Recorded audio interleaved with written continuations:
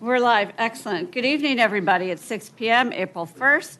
We are reconvening into open session from our closed session. And Mr. City Attorney, could you let the public know if there is any announcement from closed session?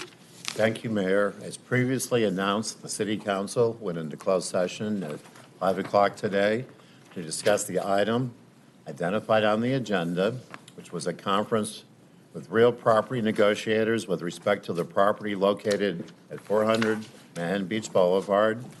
The council gave direction as to the terms of payment. There was no reportable action taken. Thank you. So at this time, we've adjourned that closed session. And now I'd like to welcome you all to the regularly scheduled City Council meeting for April 1st. I'm calling this meeting to order. And to lead us in the Pledge of Allegiance to the flag, I'd like to call down Pennycamp Elementary student Talia Higgins, and I know her principal is here as well, but let's have Talia come down. All right. And I'm going to give you the microphone.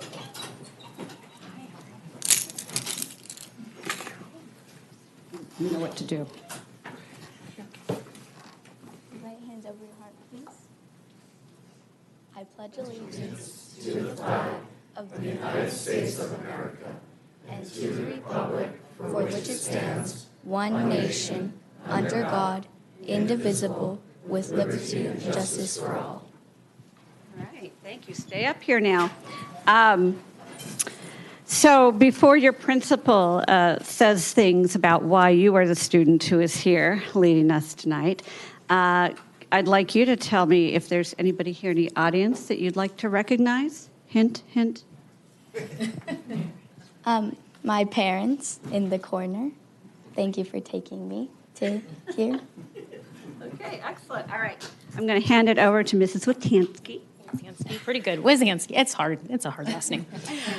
I know it. I know. Yeah, we have a lot of Grandview representation over here. Yes. Oh my gosh, Talia is so easy to talk about, but these comments come from both me and her teacher, Mr. Jones. She's in 5th grade at Pennycamp.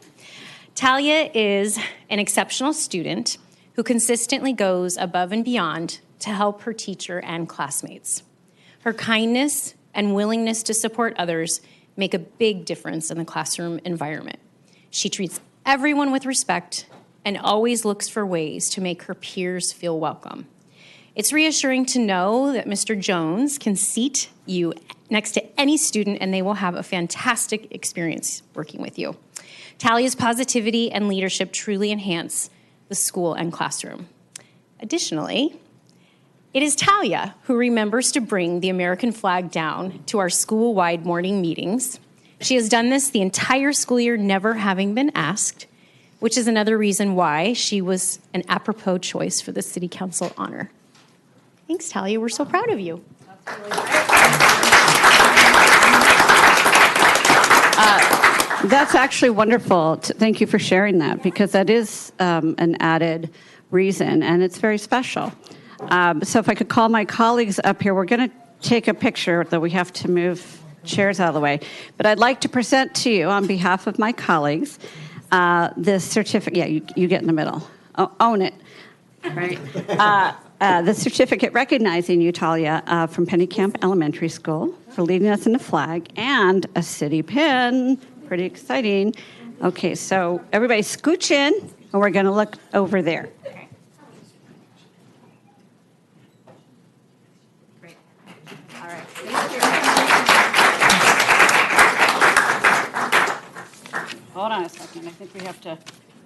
We got more coming up, right? We have more, but first we have to do roll call. So we have to sit back down, and then we can stand back up. Gotcha. A little awkward. But that's local government for you. Okay, if we could have roll call. Councilmember Franklin? Here.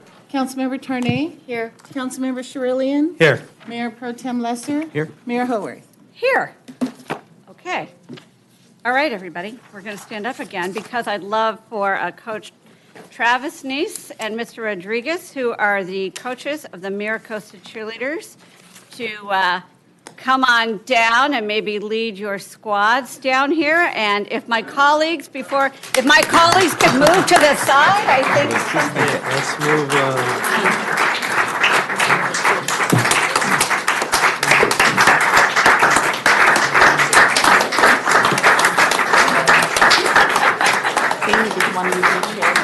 Oh, wait, I gotta move the chairs so nobody blocks. Watch out. Go. Can you move it back? I didn't know there were quite so many. This is awesome. There's a reason they're here. Amy. What? Madam Mayor. Where do you want me to move the chair? Microphone. Excuse me, I need a microphone. I need to get my microphone before you guys. Thank you. We're trying to, wow, they're still coming. Here come the coaches. I'm going to move this over here. Watch out. And things are falling. Okay, so before you guys start, okay, can everybody see them? They're, okay, I'm guessing those are the mothers. Before I let the coaches take it away, you'll have to take this microphone, so we'll figure that out. Guys, these are the state championship cheerleaders.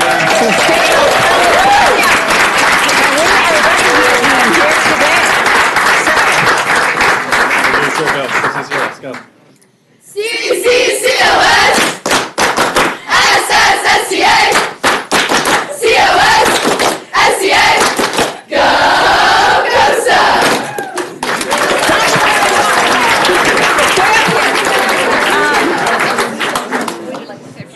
Thank you, Mayor, for having us. It's truly an honor to be here, and thank everyone for the welcome. We just want to congratulate these girls. They were the first ever CIF state champions. Cheerleading was inducted into the sports consideration about 7 years ago in the state of California. Not only were the state champions this year, they were the Southern Section runner-ups, and we hosted the state championship at Mira, Costa. So it was even a sweeter victory to win the state championship in its first inaugural year. They were also attended the National High School Cheerleading Championship in Orlando, Florida, where they placed 5th in the nation in their traditional division and 6th in the nation in game day. So they had a phenomenal season overall this 2024-2025 season with 34 total athletes representing Mira Costa High School. So thank you to our cheerleaders, thank you to our incredible parents that are here to support us year round, and to the community for recognizing us. Thank you.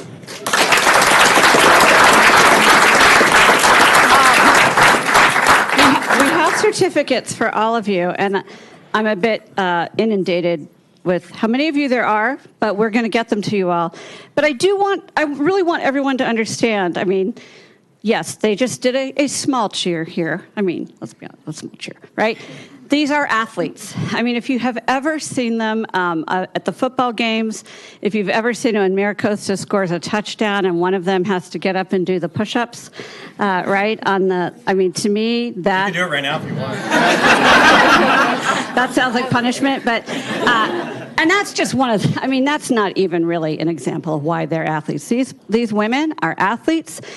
They are student athletes. They are scholars. And to do what they do requires time management. It requires commitment. It requires sacrifice. I tried out my freshman year.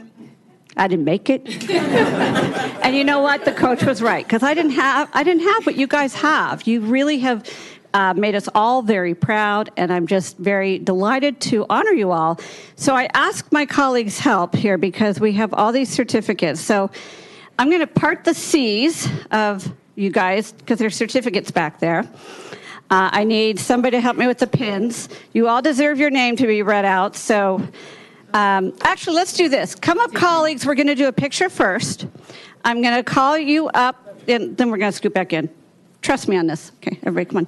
Come on in. Well, I haven't done this before. We're going to take a picture.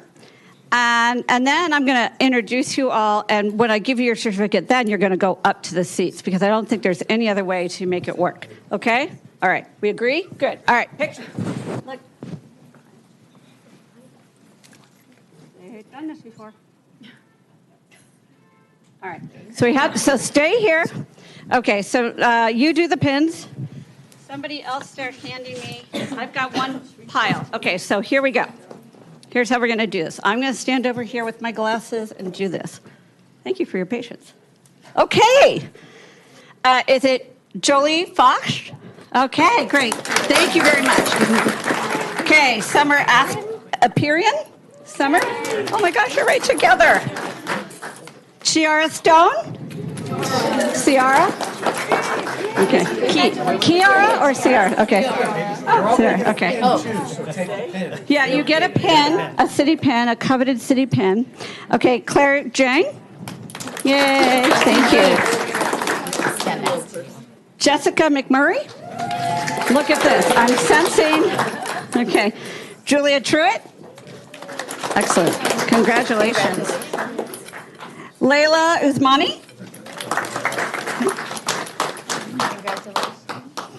Melina Honda? All right. Mila Lang? Did I do it right? All right. Victoria Silva? Okay. Congratulations. It's a picture outside. Picture outside with the certificate. That's what Coach just said. Okay. Stella Shortlove? What a great name. Okay, wait. We have more. Watch this. There's a lot. No, because I got to be able to see them. Okay. We have Skylar Avila. Chandler Stone. They got medals and everything. Kylie Cullen. Okay. You know, one way to win a medal, you should always show up. Look at the attendance we have here. It's very impressive. I'm not kidding. Landon Behrens? You guys have other things to do tonight, I understand. Maddie Rosenfeld? Maya Rose Roche? Did I do it right or wrong? They were laughing. Pia Medov? Riley Mahoney? Riley Miller? Sophia Pena? Okay. I mean, they have Costa Cheer National. It's so exciting. Riley Marsh. Okay, there's some more. All right. I don't know if there's any order here or if this is varsity or what. Sophia Zagros. There you go. Ava Lawrence. Okay. Bree Havlin. Okay. Gabby Coelho. Jenna Broadkin, captain. And I've known you since you were, well, you don't know this, but inside, like, your mom was pregnant with your twins. Kaylee Fenton. Here you go. Captain, another captain, co-captains. Maggie Ryan, captain. Co-captain. Margaret Lawrenson. Congratulations. Okay, Megan Kernican. Mickey Uchida. She's not here. One's not here. But look at this. This is incredible. And Sawyer Bertino. And I'm guessing Tessa Lucas. And for the coaches, you guys get certificates too. Although we gotta get yours and pins. We have a question. Hold on. For the coach, how many participants do you have in this award-winning team? We have a total of 70 cheerleaders on our sideline team, and then out of the 70, the 34 here represented the nationals team. Fantastic. Thank you. 33 of them showed up. I'm not kidding, y'all. This is why you're a champion. And but well done, coaches. Thank you for what you've done, and we're all very proud of you.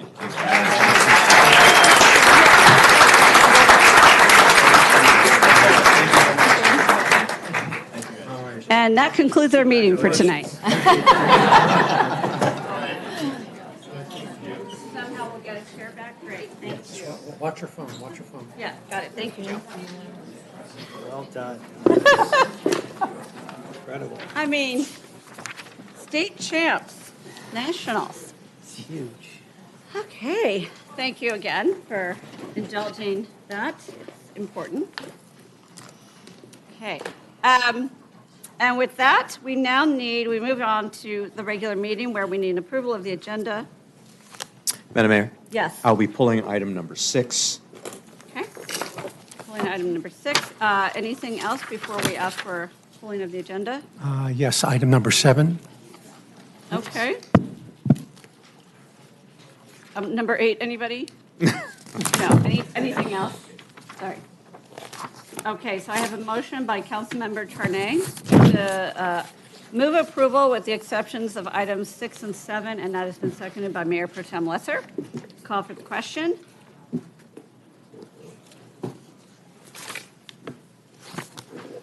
Motion passes 5-0. Okay. Okay. And now we move on to City Council and Community Organization announcements of upcoming events, and this is the time when it's 1 minute per person. Please come forward. Hi, Josh. Hi, good evening, Mayor and members of the council. My name is Josh Murray. I am here on behalf of Manhattan Beach Library. April is Arts Month, and the library is giving away Civic Arts passports while supplies last. The Civic Arts Passport features 22 libraries, including Manhattan Beach Library, with civic artworks. Come to the library to pick up your passport and start exploring our countywide collection while getting each page stamped. Also, I'd like to invite the children of the community to an exciting event on Thursday, April 17th from 11 a.m. to noon, as members of our Teen Advisory Board will read their original story about an otter's quest to save the reef. Celebrate Earth Day by joining us for a special reading of Ollie the Otter Saves the Reef, followed by fun crafts and games that teach kids about ocean conservation. Families, teens, and kids are all welcome, and I thank you for your time. Thank you so much. Other community announcements at this time? Hi, Adam. Good evening. Test? Yes. All right. Good evening, Honorable Mayor, Mayor Pro Tem, members of the City Council. My name is Adam Feinstone, your Planning Manager with the Community Development Department. I'd like to inform the public about an upcoming community forum to discuss the Residential Overlay District, or ROD. At this meeting, city staff will provide background on the ROD, why it was established, and implications for future development projects in the city. Most importantly, the forum will provide the residents with an opportunity to share their thoughts. The forum is scheduled for Wednesday, April 9th at 6 p.m. at the Jocelyn Community Center, and additional information can be found on the ROD website at www.manhattanbeach.gov/ROD. Thank you. Okay, thank you. Any other upcoming announcements? Hello. Good evening, Honorable Mayor, Mayor Pro Tem, members of the council. I would like to inform the public tonight. Oh, my apologies. My name is Brittany Coker-Moen. I'm your Environmental Programs Administrator with the Department of Community Development. So I'd like to inform the public tonight about an Earth Month campaign that the city is hosting. So all day or all month for April, we will have a stamp card. I have a stack of these out front. So there's some activities on the back. There are additional ones on our website, which is www.manhattanbeach.gov/Earth Month. So all month long, you can attend these activities. They are all free. They range from volunteering with the Manhattan Beach Botanical Garden to simply attending the aquarium. And depending on how many little circles you can fill will determine how many prizes you get. And the public can collect their prizes then at the following event that we will be hosting on April 29th in celebration of Earth Day. It's a week after Earth Day, but we wanted it at the end of the month to give everyone time to celebrate the whole month long. I also have these flyers out front, and on the back is also a copy of that stamp card. So if you just want one piece of paper, you've got all of it on here. And at this event, we're going to be at the farmers market, just at the bottom of that grassy hill behind the library.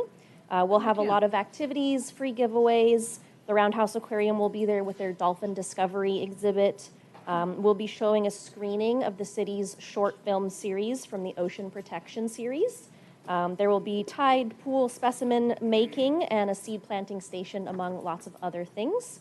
And lastly, there will be a Ocean Protection bike tour. You can RSVP for that on that Earth Month website, and that will be in the morning on the 29th before the event itself. Great, thank you. Thank you. Great. Coming back for round two. Hi, Adam. Good afternoon again. Adam Feinstone, Planning Manager. So the city has received a number of emails regarding item 6 on the agenda tonight. Many of the emails focus on the residential overlay district, commonly known as the ROD, which I just mentioned and talked about. We've got that upcoming community forum. I'd like to clarify that the ROD is not on tonight's agenda. It was adopted by the City Council in March of '23 and has been in effect since April 20th of that year. Site selection for the ROD overlay district was discussed and considered at a series of public meetings and workshops conducted during 2022 and 2023. It was adopted to implement programs numbers 2 and 7 of the city's 6th cycle housing element, which was adopted in 2022, without which the city would not have been able to obtain certification from the California Department of Housing and Community Development, aka HCD, of our housing element. Again, the ROD is not on tonight's agenda, but we are having a community forum on April 8th. The second reading tonight, specifically for item 6, relates to other housing element programs adopted in 2022 as part of as required by the state. Pardon me. The ordinance on tonight's agenda includes amendments to the zoning code and corresponding chapters of the city's local coastal program. Per the housing element, these code amendments were due to be adopted in August of 2023. One of the amendments would amend Chapter 10.94 of the city's density, which is the city's density bonus chapter in our zoning code, in conformance with state law initially adopted in 1979, but more recently amended. Some comments received have mentioned objective, identifiable, written public health and safety standards, policies, or conditions that could be used to deny a density bonus project. In response, it is important to note that the city already has such standards. Through the plan check process, the city already confirms compliance with existing health and safety standards contained in the building and fire codes. It is important also to understand that things like privacy, aesthetics, traffic congestion, and shadowing, others similar to that, are not considered health and safety impacts. Rather, they are impacts to public welfare, which cannot be used to justify the denial of a concession or waiver for a density bonus project, as the bar for denial of a density bonus concession or waiver is set intentionally high so that it's not misused. In fact, the government code specifically notes that its intent is that conditions that constitute a specific adverse impact as defined therein arise infrequently. Finally, importantly, it's critical to move forward with the implementation of the housing element programs contained herein tonight. Failure to do so could result in decertification of the housing element and could subject the city to significant financial and legal repercussions and result in the loss of local permitting authority. For those reasons, staff does strongly recommend that the City Council adopt the ordinance before you for the second reading tonight. Thank you. Thank you, Adam. Okay, I'll ask my questions at the item. Thank you. Honorable Mayor, Mayor Pro Tem, City Council members, city officials, Mr. Lee. Hi, Brittany. My name is Bobby. I am the WM recycling educator dedicated to the beautiful city of Manhattan Beach. I just wanted to get out early this month to let everybody know our first paper shred of the year is coming up. It's going to be on April 26th. As always, they're held at Mira Costa High School. It is a drive-through event. Please stay in your vehicle. Every resident or business owner is allowed to bring 3 banker boxes full of paper. We only take paper. Please no staples. Please no paper clips. Please no clips of any kind. That's all I got. Wishing you guys all God's blessings. Have a great night. Thank you, Bobby. Any more public announcements? Yes, sir. If we're finished here. You can always turn it back over. Thank you, Madam Mayor. So last Tuesday, March 25th, I had the honor to represent the South Bay City Council of Governments by making public comments to the LA County Board of Supervisors as they were contemplating what was going to be the next step for funding homeless solutions within the county. As you may have read, there's been quite a controversy about LAHSA, LA Housing Services Authority. A judge, Carter, requested or demanded that they get an audit of their funds, well over $2.5 billion. As a result of all that, the Board of Supervisors have come up with a different funding formula. and that's called Local Solutions Fund. And what that says, of the $1 billion at the Measure A takes, started tonight or today, as far as the extra sales tax.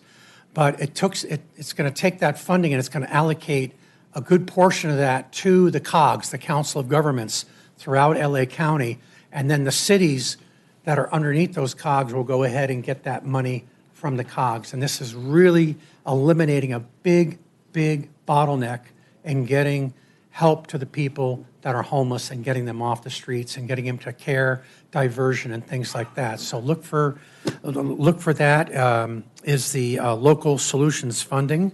And I was joined there making public comments by Redondo Beach Council person Paige Kaludarovich. And we're hoping to, as you know, joining members of the adjoining members of the COG is to really make effective solutions for homeless individuals. So thank you. Sorry, I went a little long. No. Thank you for attending and reporting on it. That's great. I was remiss in asking if there are any public announcements on Zoom before I ask my council members again. Are there any public announcements? No request on Zoom. Okay, any other announcements from my colleagues? Okay, so now we go on to public comments, which are 3 minutes per person. So speakers may provide public comments on any matter within the subject matter jurisdiction of the City Council, including items on the agenda. The mayor, that's me, can determine whether an item is within the subject matter jurisdiction, and all comments are welcome, but the Brown Act does not allow the City Council to take action on any item not on the agenda. So I just want to explain that if you come up and you say, you know, I'm interested in putting a stop sign somewhere, we can't say, yes, that's a good idea, because that would deny the public the opportunity to know that that was on the agenda. So that's why we do it this way. So I think that's worth saying. So if you want to come and address us, come on down, as they say. Good afternoon, City Council. My name is Lee Phillips. I just want to comment, I believe it's on the consent item number 5, the homeless update. I want to thank everybody who works on this very important issue. The point-in-time count this year was 4. So when I put on my public hat and look around, I think we're doing a very good job. Those who are decompensating on the street and need 5150 get really good service. Those who want help get help. So we're doing a very good job. I read the report, and it said the case manager, the outreach worker has 24 people on her caseload as of December 24, but the point-in-time count was only 4. So there's a discrepancy there I'd like to better understand. Why the count is only 4, but there's 24 on her case list. Are people coming in and leaving? Is the point-in-time count not good enough? Are they not looking in the right places? So I think it's very, very important to understand, do we have 4 or do we have 24 in Manhattan Beach? I'd like to also understand about Cure Court. So those who don't want help or usually have other issues, how many people have been referred to Cure Court and how impactful has that been? And we're doing well because when I look around, I don't see, again, we take care of those who really need help. I don't see, if I do see encampments, they're cleaned up very quickly. And those who want help get help.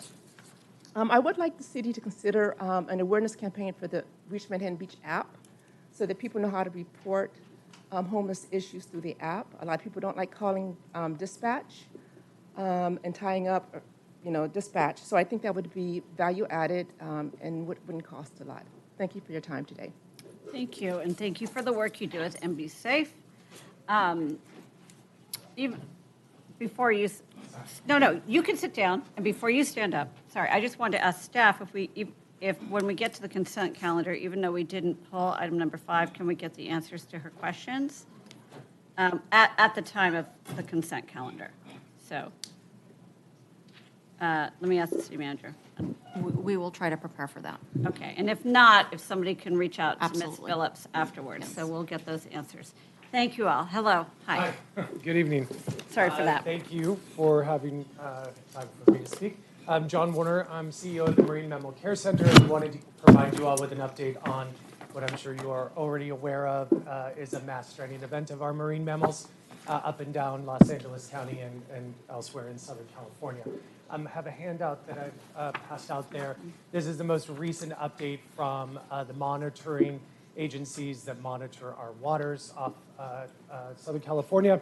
And the news is basically that this is continuing to be increasing levels of the algae that's causing the domoic acid poisoning of marine mammals that are stranding in Southern California. We've had a lot strand here in Manhattan Beach, and so I'd like to start by saying thank you to everyone who lives in Manhattan Beach, who's called in these animals, city employees, lifeguards. It's been an amazing response. We're trying to take all of the phone messages and calls in real time, but we've been experiencing about 1,000 calls a week. So we're doing our best to keep up with them and appreciate everyone's patience and the information that they're providing when they do call in. What we are experiencing is worse than what we saw in 2023, which was the worst ever recorded on record. There's been a lot of questions around why this is so extreme and why are the animals presenting with symptoms that are quite severe in comparison to what we normally see with these domoic acid events. So I'll try to answer a couple of those, and if you have questions, I'm happy to answer them. The results of the testing show that this domoic acid algae is more toxic than we have seen ever before. So what the animals are ingesting is more toxic, getting more toxins into their bloodstream, and that's causing them to be much more comatose when they strand. The care protocols at our center, at our hospital, they're taking a lot longer to show any signs of recovery. So it's a tough event all the way around for these animals. Dolphins have been stranding in more high numbers than we've ever seen in Los Angeles and Southern California. This is a mortality event for dolphins. So while they strand sometimes still alive, there's no rehabilitation that we can provide to dolphins. So what we are doing is humane euthanasia because the suffering of these animals is quite intense. And that is the best thing that we can do, which is quite sad and taking a toll on our staff, of course, and of course the people who are witnessing this on the beach. So that's the reality of it. We are still seeing animals recover. We have seen more than 191 animals come into our care at our hospital. That's in comparison to 51 in the same time frame of 5 weeks since this event started last year. So we're doing the best that we can. We've set up triage spaces in our parking lot. We will continue to do so and continue to rescue as many as we can. What we might see in the next week are animals that are staying longer on our beaches because of space constraints. So just ask for patience as that happens. Thank you. Yeah, of course. Yeah. Question? Yeah. So, so can you speak to if someone's walking along the beach and they see an animal, what do? How far should they stay away? Thank you for that. At least 100 feet away. The animals are seizing, so they're all neurologically compromised. They're disoriented, having seizures, and close proximity to humans or sudden movements make that seizure activity more pronounced. So we ask that people stay away. They can act more unpredictably than they normally do, and that can be dangerous to the public. So if you see an animal in distress, stay 100 feet away, keep other people away, and call our hotline. And also, if the lifeguards are on duty, you can notify them, and they've got signs that we've given them. And what do you need for help? Do you need donations? Can you give a We need website? donations. We need volunteers for sure. We have taken in 255 animals since January of this year. We budget for 300 for the entire calendar year. So this is putting huge strains on us. Thank you for agenda item 14, by the way, in advance. Happy to answer questions around that as well. But yes, donations, volunteers, and of course for people to call us and that hotline number when they do see an animal. Which is? 1-800-39-WHALE. Thank you. Great, thank you. Sorry, I'm tired. Thank you. No, no. I'm fishing. No, thank you for those Great. questions. Thanks for all you do. Yeah, thank you. Thank you. Great. Okay. Numbers. Hello. Hi, welcome. Hello. Pardon if I stumble through this. No. My name, I'm voicing comments regarding the project on Sepulveda behind right next behind our house, which is 2304 Oak Avenue. My name is Manny Alcantara Jr. We live at 2304 Oak Avenue. My wife and I have been living in Manhattan Beach since 1991. We purchased our house in 1995 and plan to live there forever. We raised a family, and kids went through Costa. We're transitioning to perhaps, our golden years, perhaps, retirement. And the reason I'm speaking here is because of the project that was planned. I believe it's a 7-story building, and I sincerely believe that it would affect all of us, especially our family, adversely, seriously. And based on that assumption and belief, if there's a mechanism in place, I'd like to ask the City of Manhattan Beach to initiate a study regarding health and safety with regards to all of the projects along Sepulveda. They're planning on other buildings, perhaps I think a 14-story and an 11-story. I haven't been following that too closely. But, we're all concerned about it. Our neighbors, myself, all of my neighbors, well, some of my neighbors that joined us tonight. And so I propose that if there's a mechanism in place, asking for that study. Also, I'd like to propose that perhaps maybe we could review. Again, I'm not that familiar with the process, but, as a concerned person, I'd like to ask us to review perhaps moving those projects onto the Rosecrans corridor. Perhaps it would be more profitable to all the parties concerned if they have unfettered access and, less resistance from the local yokels like us to try and stop them. I think the infrastructure probably is better serving them for the larger structures along Rosecrans. I believe it's all there, ready for them to build. And finally, I'd like my neighbors, myself, everyone that's joined me in this particular issue to pay attention to this particular item that everyone is voting for, and so that everybody's focused on trying to mitigate the effects of all this. I want to say that I'd like Manhattan Beach to remain the city that I came in '91. I'd like my children to grow old here, or my great-grandchildren, or everyone else in my family to grow old here. And thank you very much for having me. Thank you for your comments. This is going to sound really mean, but I like to ask people to refrain from applauding or booing because it may stifle somebody from speaking their mind. If they were going to speak, say, opposite of what you said, you wouldn't maybe feel so good about doing it. So that's why I do that. So, but good job. Okay. Hi, City Council. My name is Nancy Harada, and I'm also a resident of Manhattan Beach. I've been living here for about 29 years. And I want to express my dissatisfaction with the city planners and the City Council for the perceived lack of community input on this planned residential overlay district. And I'm concerned about the way that the City Council has gone about planning in what I perceive as a kind of undercover way, in that the planning started during the pandemic when most of us were concerned about trying to avoid COVID. And nobody knew about any of the meetings that were happening to discuss and plan a residential overlay project. I'm also concerned about a letter that we received because we live within 500 feet of the planned development. And it was sent just to people who live within 500 feet and not to everybody who could be potentially affected by this planned development. So again, that kind of sounds like an undercover way of informing the community of something that's going to be happening. We haven't heard about any of the actions that were taken by the city to evaluate the impacts of this planned development on things like traffic, parking, emergency services, safety, quality of life, kids walking to school. So we don't know any of the impacts that some of these planned developments will have on any of those outcomes.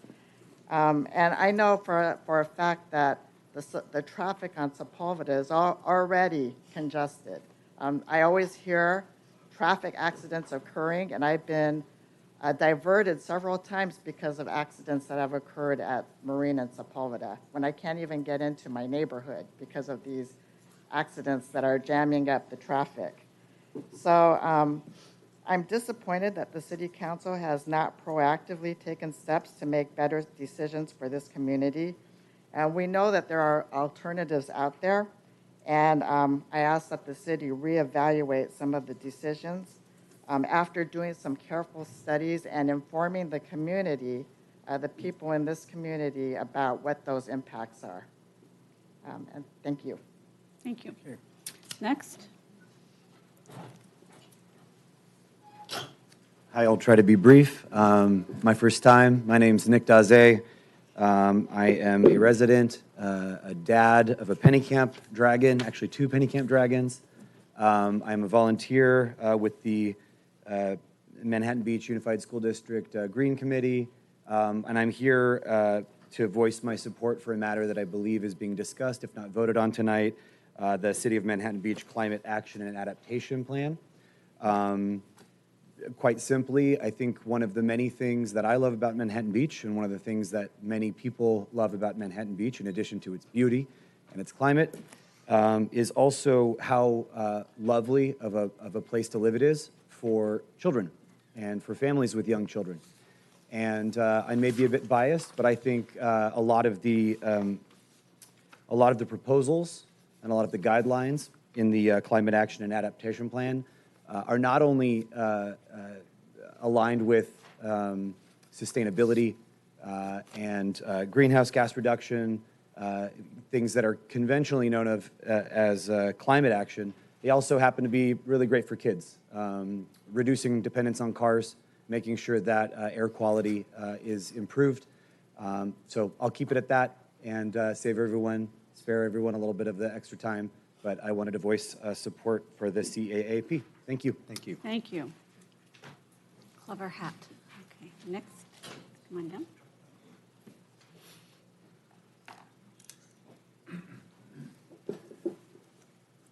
Hello, my name is Chris Progermides, and I've lived at 3100 Oak Avenue, Manhattan Beach, with my wife and 3 children since 2001.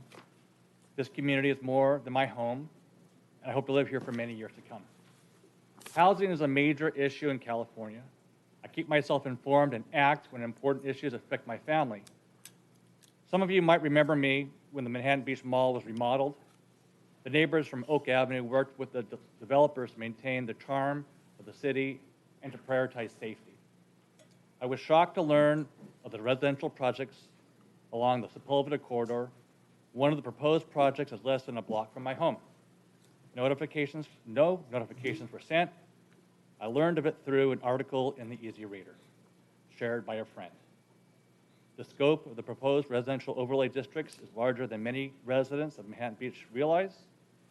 From the Easy Reader, published in January of 2025, quote, approving residential overlay zones that would in total allow over 1,000 new multifamily units along Rosecrans Avenue and Sepulveda Boulevard, end quote.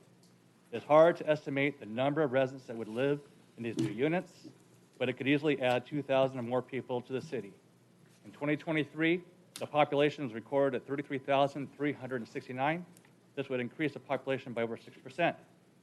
Former Mayor Mark Burton was quoted in the article. Our council can and should provide a transparent process where all residents of Manhattan Beach can learn about these 5 proposed apartment buildings, provide any opportunity to provide input to let our voices be heard, end quote. I couldn't agree more. And I'm upset that I'm just learning about these projects now. I read the Manhattan Beach website page on the residential overlay district, and the FAQs, the maximum height for projects along Sepulveda Boulevard is 36 feet. I confirmed the maximum height requirement in ordinance number 23-0006, adopted on March 21st, 2023, and signed by Mayor Richard Montgomery. The people of Manhattan Beach need to know how the project at 2301 North Sepulveda Boulevard was approved to be 5 levels above ground. That would typically be 50 to 75 feet. That is definitely more than the 36-foot maximum. I read how the RODs can bypass many reviews and regulations. However, I can't accept bypassing safety. What traffic study was completed? Will there be a deceleration lane to accommodate the residents of the 38 units in that project? The residents of Manhattan Beach deserve better. They deserve to fully understand the impact of these projects. We all deserve a safe Sepulveda Boulevard. Order the traffic study and adhere to the height regulation of 36 feet. Thank you for your time. Thank you. Okay. Well done. I understand. Next.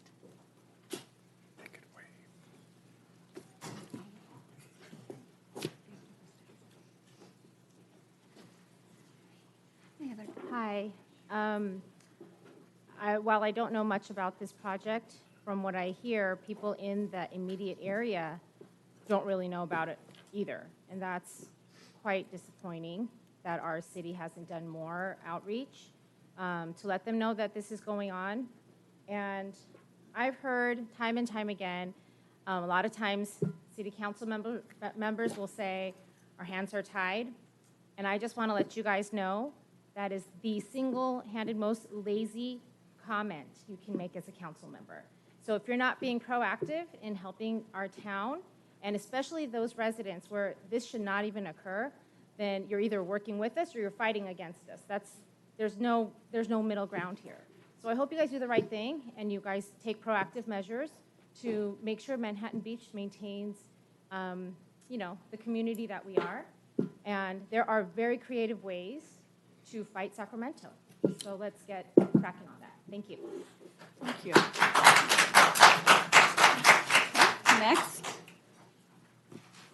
Any other public comments in chambers? Hi, Ray. Hi, how are you? I would like to propose a way to be more proactive on this stuff because it's really brutal for you guys to be sitting there and going, we have to follow the law. If we don't do this, then here's the fallout.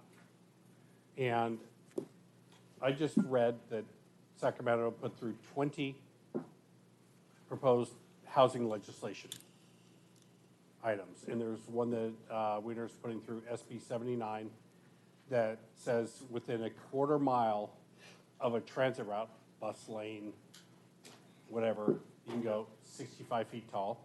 If you're within a half mile, you can go 55 feet tall. And that has not been passed yet, but that's what he's putting forward.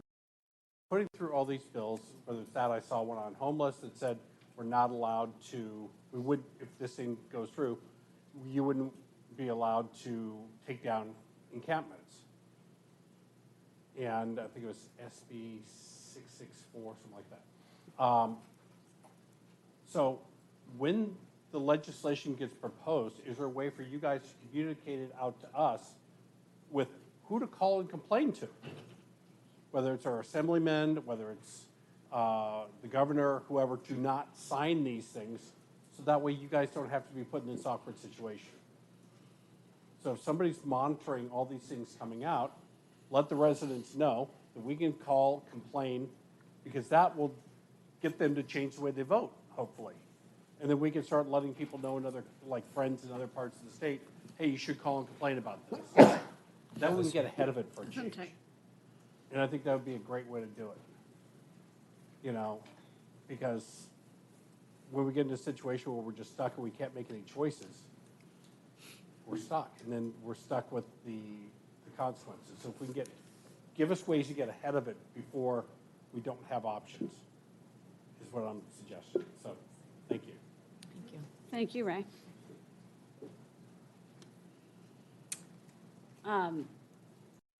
Public comments in chambers. I'm going to also ask on Zoom. Why don't I go to Zoom right now? No request on Zoom. Okay, so I am going to close public comments. All right. Thank you all. I know it's hard. It's very hard if you haven't ever done it before, and so I appreciate those of you who it might have been your first time speaking. It's hard because we don't respond to you when you say things, but we hear you, so thank you. With that, I move to the consent calendar, and let's remember that items 6 and 7 have already been pulled, So, hold on. I'm seeking approval of the consent calendar minus those items. And I have a motion to accept from Mayor Pro Tem. And who was that second? It disappeared. Councilmember Charelian. Councilmember Charelian, thank you. Okay, call for the question.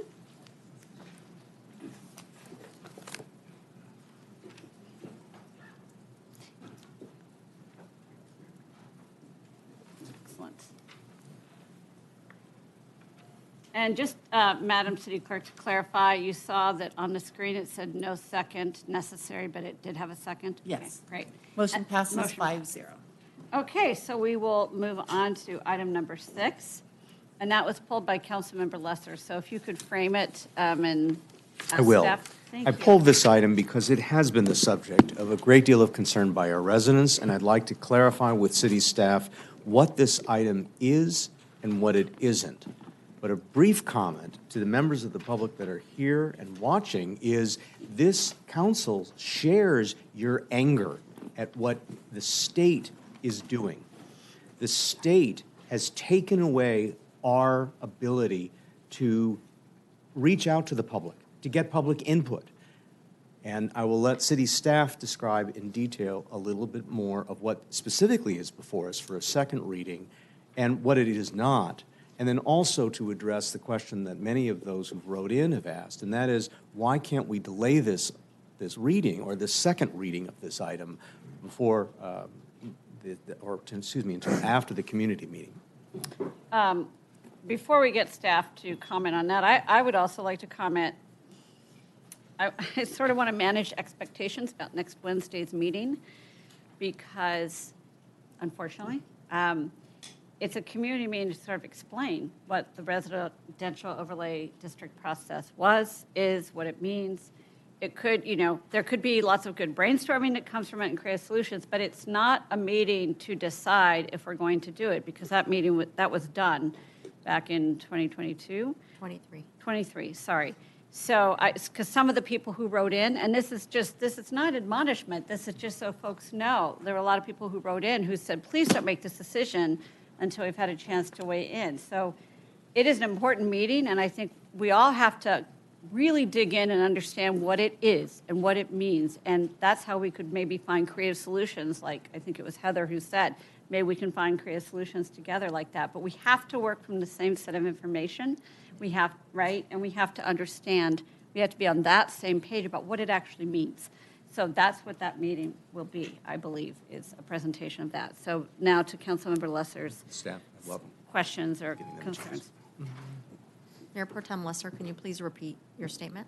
So for starters, what is this item? And those of us that were listening carefully, heard Planning Manager Firestone's earlier comments in advance. But if you could try and articulate what this item is tonight and what it is not, given the comments that you've heard from those that have participated thus far.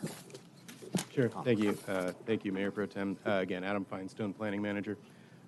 So the item before us tonight, I'll start with what it is not, because I think that's the easier one to put out there. I think I've stated it previously earlier tonight, and you folks have stated it as well. It is not a discussion of the residential overlay district or the ROD. As I noted, and as City Manager Mirzakanian noted, that was approved back in 2023, and that was done in order to obtain certification of our housing element. So the housing element, in addition to the ROD, what it does have in there is another 28 or 30 programs that we have to implement in order to demonstrate our commitment to providing opportunities and to facilitating development of housing for people at all income levels. So those programs range from anything from providing homelessness assistance in certain manners to creating web pages with various housing types of information to code amendments, and those code amendments are things that we're looking at tonight. So, or that we brought last 2 weeks ago and that we're bringing forward again tonight. So those code amendments have to do with things like accessory dwelling units and bringing that ordinance up to speed based on what the current legislature or the current government code has in there. Density bonus, that's the big one I think that is most relevant to the ROD, even though this discussion isn't specific to the ROD. But the density bonus ordinance, what we've done is basically crafted our ordinance to be in compliance with what the state legislature has in their codes. The deferral to their code makes it so that we don't have to come back and update ours every time they change something on theirs. But really, I think the concern that we hear, and staff is well aware of it, is the fact that the density bonus ordinance based on statute requires that we allow developers to exceed height limitations, to waive development standards, and ask for incentives or concessions from various code requirements. It does not require that we waive any type of health or safety issues if there is something that is noted, and we do look at that. We look at the codes with regard to building and safety. There's also things that aren't necessarily city codes, but things like air pollution that comes from AQMD. Sorry, it was different in my last location. Air Quality Management District.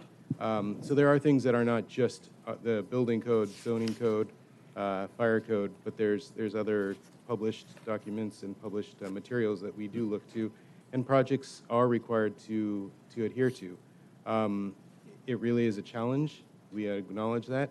We get projects through that we know do not meet the requirements of our code, and our hands, as you've stated yourself, our hands are tied. I'd like to be a little more specific, if I could. And I recognize it's not necessarily exactly what's before us, and it also is redundant of what we discussed at our last meeting, because this is the second reading. But what we just heard from members of the public earlier was a dissatisfaction with our city. There's been a lack of public input. There's been an inability to provide comments on traffic, on the impacts of development, no notification. But I think that has to do with what the state has mandated here, and I'd welcome your saying it, which is this is no longer an issue of discretion for our city. These are now ministerial decisions. I'd be grateful if you describe what that means, because the public is used to, when they get a notice that they live within 500 feet, that they're able to provide some input and it has some impact on the project. So I think there's a disconnect in not, either we're not doing our job, or certainly the state is not doing its job in explaining we have a different world order now, and we as a council are blamed. But these are ministerial decisions that we have no role in anymore. Is that correct? That is correct. Really, what a ministerial decision is, for the public's knowledge, is a decision that is based solely on adherence and conformance with code requirements. For a density bonus project, it gets a little bit, it really makes it challenging, because you conform to requirements but have the ability to ask for and to request waivers of those. So you're still in conformance with the development code, because you're taking advantage, utilizing the density bonus provisions. So even though you might not be within the height limit, you might not have the setbacks, et cetera, if you're meeting those requirements, which is, hey, I'm invoking density bonus because I am providing X number of affordable housing units, so I get to do X, Y, and Z, then you, yes, are in conformance with our zoning ordinance, and you are allowed to do your project. All the city can do is look at, do you meet those requirements? Yes, no, and there's their answer. So let me get to the heart of what a former colleague has suggested, and many members of the public have echoed, and that is arguing that we should not approve this without there being objective, identifiable, and written public health and safety standards that are developed by the city. You made a reference to that in your earlier comments, and I'd be grateful if you'd explain the disconnect between that recommendation and what the staff has done. Sure. So the objective standards are things that are published in advance. They have to make findings that they are significant, direct, quantifiable, and unavoidable. Thank you. And if there's things that do check those boxes as it relates to health and safety, then those are things that the city can utilize. Now, they have to be published in advance, and that is something that is done through, and is contained or included in the building codes, as I mentioned, or other documents that other agencies have. But welfare and public welfare is not something we can base this kind of thing on. So the fact that it's out of character with the community unfortunately is nothing that we can look to and say, hey, there's an impact there. Stop there for now. Other Yeah, we all comments might have, yes, Councilmember Franklin. Okay. So this is questions, and then we'll have comments later? Well, Yeah, because we will have to open this back up for public comment. okay. Oh, yeah. So, everybody's got a taste of what Sacramento's like. All right? And who votes for them? Who votes for the people that just did this to all of our cities? That's where you got to make your voices heard. Okay? Obviously, it's one issue, but as you can see, it's a very impactful issue. So we got to get more involved. I've asked several times, where were our local Sacramento representatives on this? Al Marisucci and Ben Allen. Why weren't they out there protecting us? I know there's a supermajority up there in Sacramento, and maybe their votes didn't count, but where were they? Why didn't they have town hall meetings? Why didn't they come to us and say, we represent you on a coastal zone, so we're going to do the best we can to mitigate the consequences of what these laws have done? Where were they? I didn't see them. I didn't hear them. Certainly, several of us reached out. They're on to their next endeavor. They're termed out. I don't think they're going to turn around and really help us because they're looking to their next job, their next payroll. They take donations from developers and the people that support the development business, lawyers, engineers, people like that. They take those. Now, is there a restriction? No. But is it moral what they're doing? I mean, these stories that we heard from homeowners, that's my story too. We bought our home in 1991, just 2 blocks away from where our neighbor here lives. It's not just the immediate area as well. If you're zooming by Sepulveda with that big complex there, look at the accidents that we've seen. I mean, they finally took out the fire hydrant in front of the temple at 19th and Sepulveda because it was getting hit so much. They literally took out a fire hydrant because the traffic is so out of control on Sepulveda. And yet, what was the term? That it can't be considered? Adverse impact? Yeah. You're talking about public welfare. Yeah, the welfare, okay? I mean, we generally don't walk along Sepulveda, and that's why. And you're going to put in 38 or 38 units. That's going to be underparked. It's not following our usual parking regulations. It's underparked by probably 15 to 20 cars. So here's my question now. Here's what we got to do. We got to, we have the reality, and we're all going to be more careful about who we send to Sacramento and make sure that they're really fighting for us and not for the big donors, the big dollar donors. So can we put a parking restriction on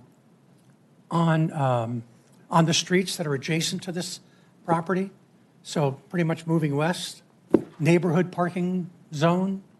There is a process for that through our traffic engineering division, yes. Okay, so we should contact the traffic engineering? Eric Zengli, yes. Okay, great. So I think we should look into that. Notification standards. Those lots are 40-foot wide, right, by 112 usually deep. 500 feet gets you about 12 homes on either side, okay? So 12 homes on, on the east side of Oak and 12 homes on the west side of Oak. I don't think 500 feet gets you to Elm Street, okay, in terms of notification. But it's woefully, neglectfully under-notified. So we need, City Manager Mirzakhanian, can we expand that for future? I have to go back and look to see if we included that as part of the ordinance or not, and what kind of action we would have to take to expand the notification radius. We could bring So it back I to can't answer that council. And question we right could- now, but we can come back with that response. Come back, yeah. Okay, and rather significant to make a difference. Also, I recommend that we, as residents, meet with these developers and we express our concerns. Some of them are going to have commercial property underneath the apartments. What are you going to put in there? Will we shop there? Will we, we got them all, okay? We've got, 285 units going up at the mall, not even what would you say? It's a half a mile from where this one we've been talking about? It's at the corner of Rosecrans and Sepulveda. 285. How many stories might that be? I don't know off the top of my head. Okay, so we can meet with the mall, because the mall owns that property, and they're the ones that want to develop it. Because the irony, the cynical irony of all this is these developers want to come and put in their big developments in this city because it's such a wonderful place to live. And what made it that way is our local zoning. So we meet with the developers. We let them know what kind of pushback they're going to get. There are things that we can do as involved citizens. So get involved, and we'll see what we can do here on council, to support all of you. Thank you. All right, that's your question. Okay, questions, comments. Let's try to do questions and comments after. But Question really quick. Adam, thank you for explaining the difference of what tonight is and what it is not. And I know you already mentioned this, but for the record, can you talk about potential repercussions if we don't adopt the amended Manhattan Beach Municipal Code and the local coastal program and implement the 5 programs for the 6th cycle housing element? Can you do that? Absolutely. So the housing element, like I said, it has a number of programs in there. Adoption of this amendment or these code amendments would satisfy 5 of those programs. The housing, HCD, Housing and Community Development, they monitor our progress on implementation of those programs. I think last time back in March 18th when we were here, we introduced and we provided a report on the annual progress report that we submit to HCD. So we do that annually, and it shows where we are in relation to the requirements. Now, we're already overdue on these code amendments. They were due 2 years ago. And the longer you wait, the more the likelihood is that HCD starts to not give you the grace that they've been giving you. They have the authority to decertify our housing element, which would mean that we would potentially lose any of our permitting authority. So they could come in and say, all right, we're the ones that are going to be issuing permits. You have no say over what happens, even more so than I believe it feels like the density bonus situation would leave us in. I've seen and heard stories about cities that get their housing elements revoked or don't have a housing element in place yet, and I'm not going to speak to it. I think it's a legal matter that those cities deal with, but it's not pretty. I can add to that, Councilmember Charelian. It opens the door for potential lawsuits from developers from the state. It also jeopardizes any grant funding that we may have accounted for from the state. And it subjects us to the potential for builders' remedy projects, which essentially would mean that developers can build anything, anywhere, and we couldn't say anything about it. Thank you. Adam, one last quick question. For the record, can you explain what HCD is? Sure. It's the State Department of Housing and Community Development, and they administer or enforce housing regulation through the state. Thank you. And I want to reiterate, the question was, what happens if we don't approve these 5 amendments that are before us tonight? And just to amplify, so it could result, and this was threatened to us before I was on council, before the housing element or sixth cycle housing element was approved.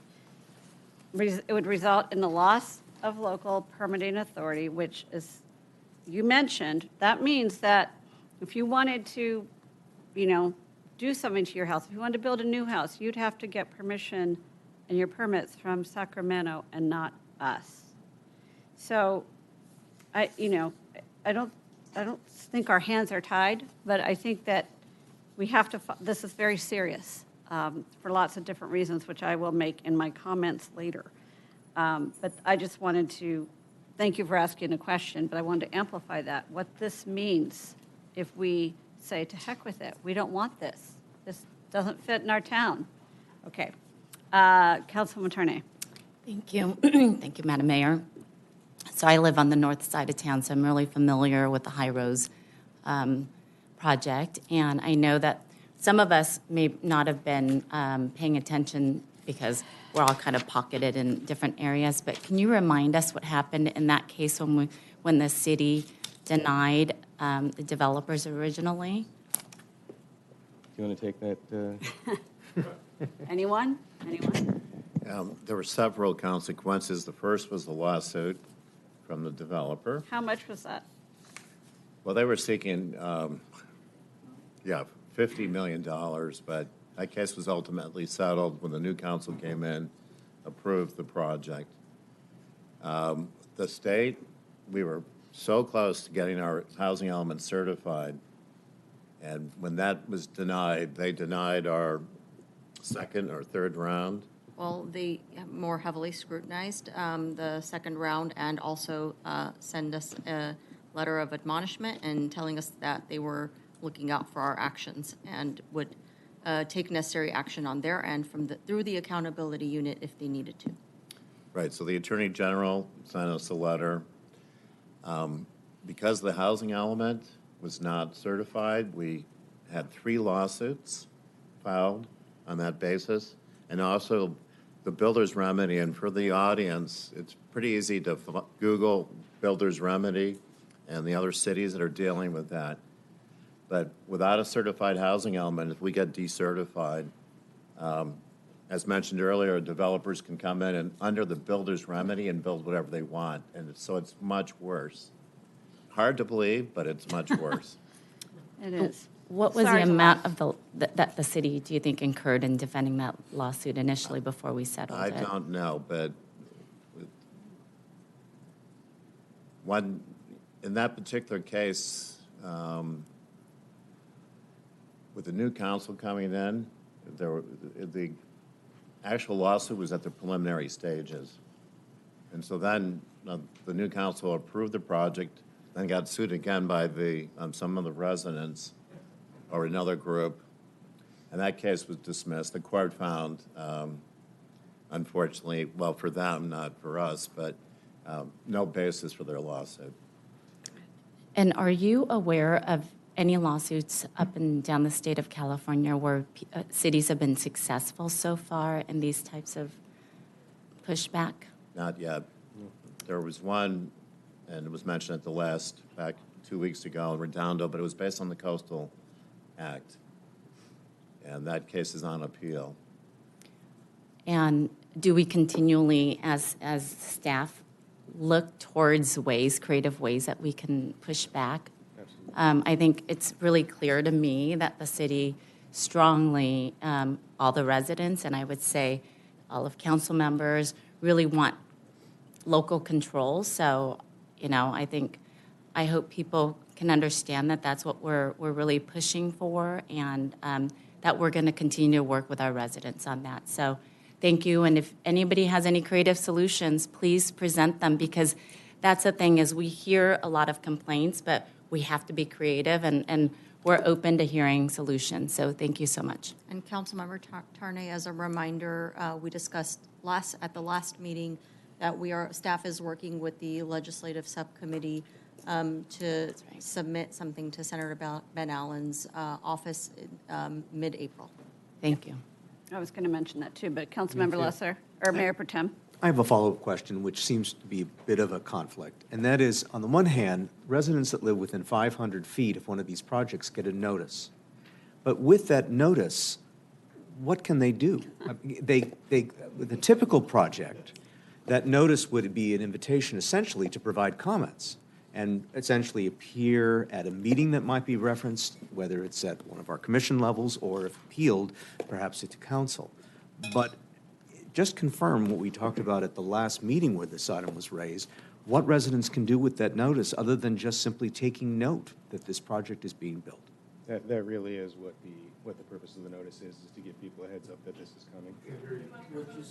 I think it's I'm sorry. important enough to repeat, to be clear. say it loudly, Absolutely. yeah. So I think that that is the purpose of the notice, is just to basically give people a heads up that this project is coming. And unfortunately, the way that the ordinances and the statutes are directing us, we can't allow that type of a public input on a project that meets these minimum requirements. Are other jurisdictions approaching this any differently, particularly with regard to notice for what is a ministerial administrative decision? You know, I know that every city does things different. Cities that I've been involved with before have not provided any notice because there's no there's no action remedy. that could be taken, no remedy, yeah. Thank you. So I have a question before I open it up for public comments, but we could, as a council, direct staff at some point to look at enlarging the notification area. I mean, there's nothing that says we can't do that, but to your point, Mayor Pro Tem, if it truly is one of these projects and it is ministerial, I want to use as plain a language as possible and say, hey, we're letting you know this, but here's what you can or can't do. I mean, I don't know. That would be a suggestion. I can't give one person can't give direction. That's not what we're going to do. But if we wanted, we could give that direction at some point to, increase the notification area and use plain language, right?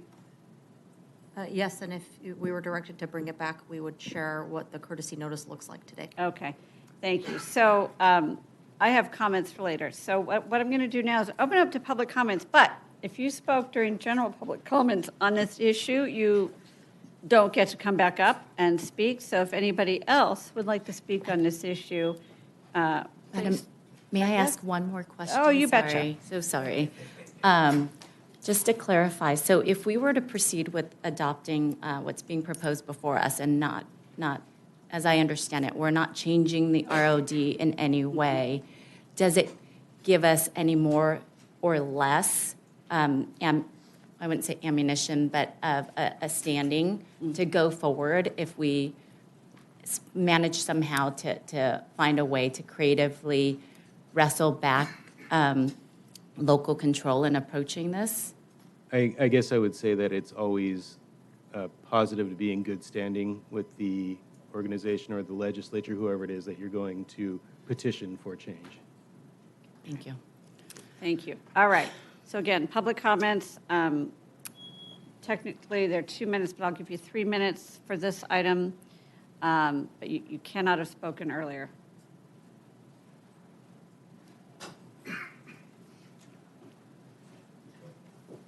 With my colleague's consent. Yeah. It's such an important, awful topic. Let's just say it that way. You received all these documents, pure and simple. This tells me that you failed. These people were unaware of any, especially in the density area, pure and simple. They weren't aware that somebody could come in and build an 18-story building next to a lot. So whether, I'm not saying it was you, I'm not saying it was current city planning or whatever, you failed. I came last meeting to discuss, long before anything else happened, adding certain criteria that we could look at. We'll have two options that we can do. I don't agree with the presentation that was made today that we're going to follow building codes and fire codes as the way we're going to document public health and safety here. I think you all know that there's much more to public health and safety than those issues. I think you should be instructing your staff to come out and be a little bit more out of the box and think about what they should be doing in those particular areas to at least have a fair shot for the residents that are going to be impacted. That is what's under your control now. Nothing else from what I understand about the legislation. You can control it. Next, I haven't heard a timeline. All I've heard is basically, we could lose this, we could lose that. Well, we could have lost it 2 years ago, but we haven't lost it yet, have we? I don't understand why you can't delay a vote to hear these people, your residents, come and talk to you about their frustrations. They don't care about, I'm sorry, Mayor Pro Tem, your frustrations. They care about theirs. And they need a vehicle to come and express it to you. And I don't think it's unrealistic to ask for a delay in this vote so that they can be heard, pure and simple. You owe it to them. And I would also encourage you, basically, to go back to my recommendations last council to instruct staff to come up and define a process and define what we consider to be public health and safety. Not what the state says, this is what you have to do. There's more to public health and safety than what the state says, pure and simple. Yes, you can incorporate the basics of what the state wants, but let's go a little bit further because this is your city and it's going to be changing immensely unless we can do something, at least voice your opinions. Thank you for your time. Thank you.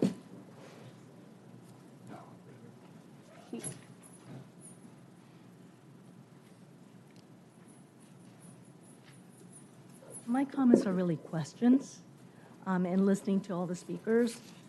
My question is, who made the decision to place developments on the Sepulveda corridor? And should we not be allowed to discuss options? I've heard Rosecrans mentioned by some of our neighbors during our meetings. So why can't we consider other options for ones that are proposed but have not been, come to that point of decision making? And Mr. Franklin, you had mentioned something about meeting with developers and having that option. Can we put that on the calendar so it really happens versus a comment to do just that, but it never happens because sometimes things get lost? My second question is, when the regs were developed, the codes initially, I'm sure that health and safety considerations were made. But now with the bonuses that developers have, if they meet certain requirements, then all of a sudden they can bypass these regulations, is my understanding. So why all of a sudden does health and safety take a back seat? Thank you.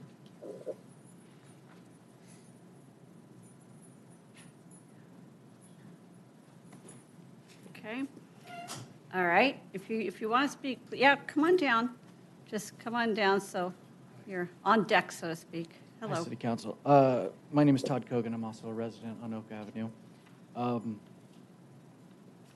don't know. I wasn't really prepared to speak tonight because, like yourselves, I'm pretty confused about the agenda items. It feels like the notifications that were sent out, courtesy notifications, this is kind of a courtesy meeting. It doesn't seem like we have any power to do anything.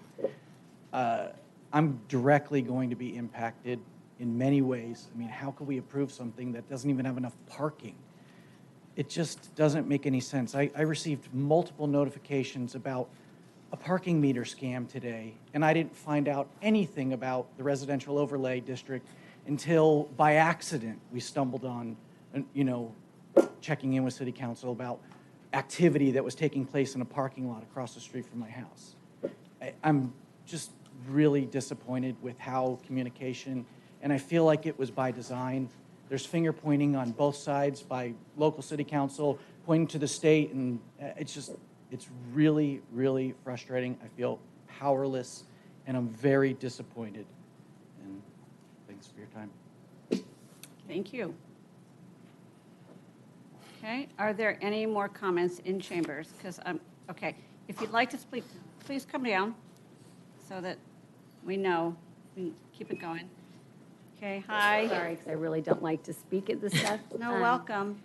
I feel so sorry for you guys for the situation because I think it is a terrible situation to be in. I think the state is completely taking overreach, taking away local control in such a way that we still don't even know the end of it yet. As of last Thursday, you have 22 new bills that have already been presented as a housing package.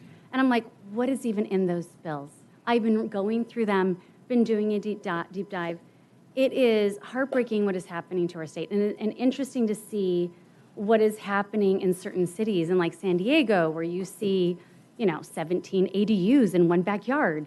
And how is that okay and allowed to happen? And then you have our coastal zone, where you have the 30-foot height limit. You have different, we want environmental reasons. We have all sorts of reasons that we have certain laws in effect. But right now, when you have Donald Trump working with Gavin Newsom saying we're not going to pay attention to the environmental rules, I would think that's a problem. I would think that everyone should be concerned when you've got Donald Trump and Newsom saying we're going to work together and get rid of these environmental rules so that we can just develop. I know that there are different groups popping up all across the state. Everyone's kind of waking up at the same time. I think it's challenging. I hope that our city council will be part of our neighborhood voices and declare it and officially be a part of our neighborhood voices. They have it on their website where you can just print it off and agree to be a part of it so that you want to be part of a better solution, get something on the ballot to get local control back. But I also think we have very smart people in Manhattan Beach. I think that maybe you can have a community group that can come together that is researching, not to attack city council, but to work with city council, bring ideas together, follow what's happening in other cities. Like, a lot of different things are happening, and I am not the right person to come up with all the solutions, but I think gathering the information, finding the right people, and doing different things, and knowing that we already have hundreds of units that are supposed to be coming on Rosecrans, where the old 24-hour fitness was, Connecta.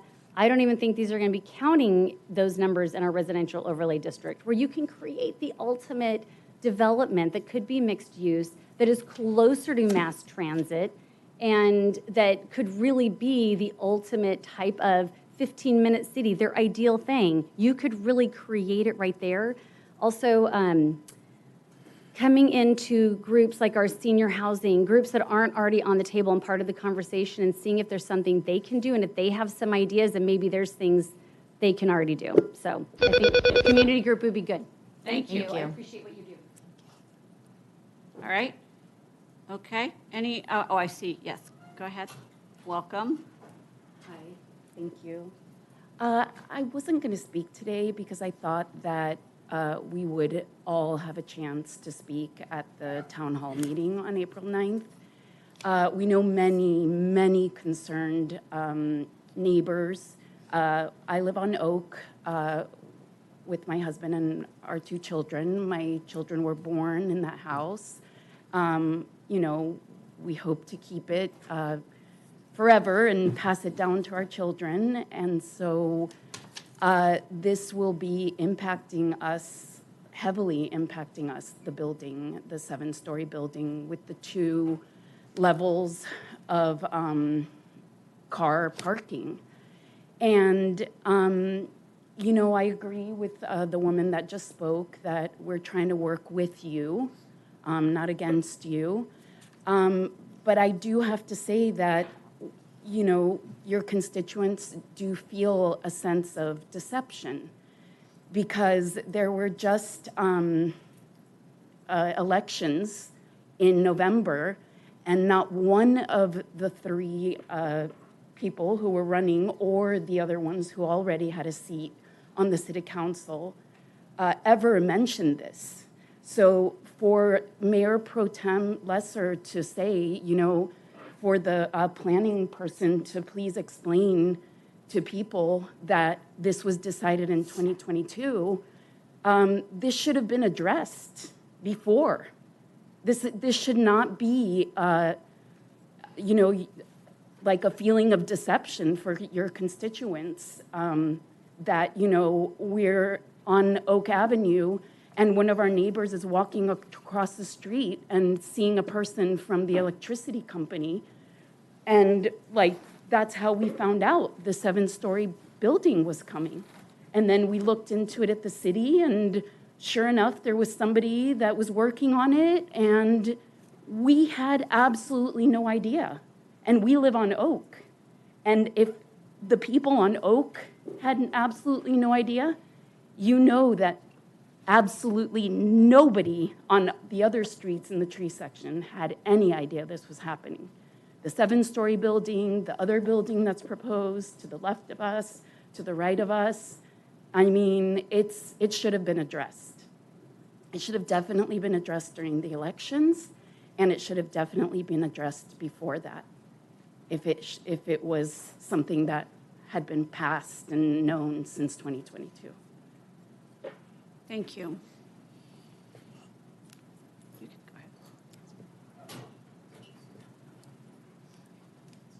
Hello, Ray Joseph.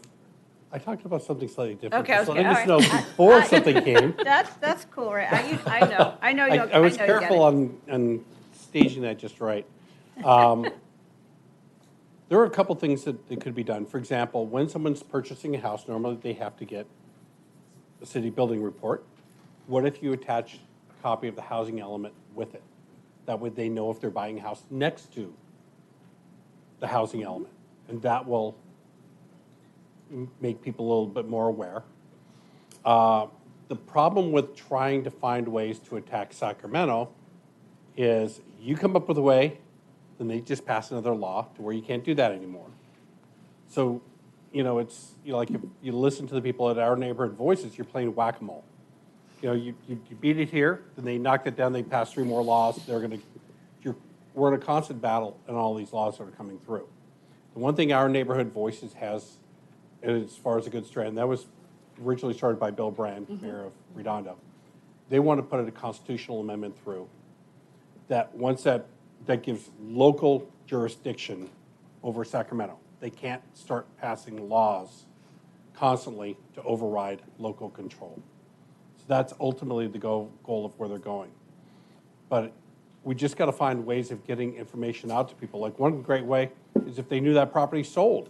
Well, what's the buyer going to do with it? That sort of thing. Then you start, what are the different triggers to let the neighborhoods know? Print stuff out there. Wherever we can put up signage around town saying, stop this from happening, and tell people how to do it. Call the governor, call your assemblymen, call these different people. Let people, again, like I was saying earlier, in other areas, that we have friends in other communities, but it's going on all over the state. We're fighting the battle. We got to find a way to win the war. And the only way I know of is Our Neighborhood Voices and Constitutional Amendment. Because I know what all you guys exactly want in the city. And it's exactly what we want. We want our community. And you guys are great at that. So, we're all on the same page. It's just the problem is how do we win it? And that's our challenge. So thank you. Are there any more comments in chambers? I'm going to ask on Zoom. Okay, okay, we're good? Technically, no, but sorry, I have to run a slightly tight ship here. I'm going to go to Zoom. Yes, we have Ryan Tucker.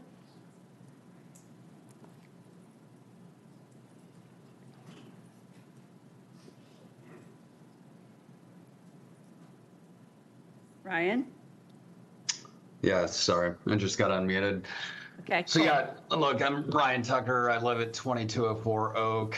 I am going to be immediately impacted by the 7-story project that's going up. I've got 4 young kids.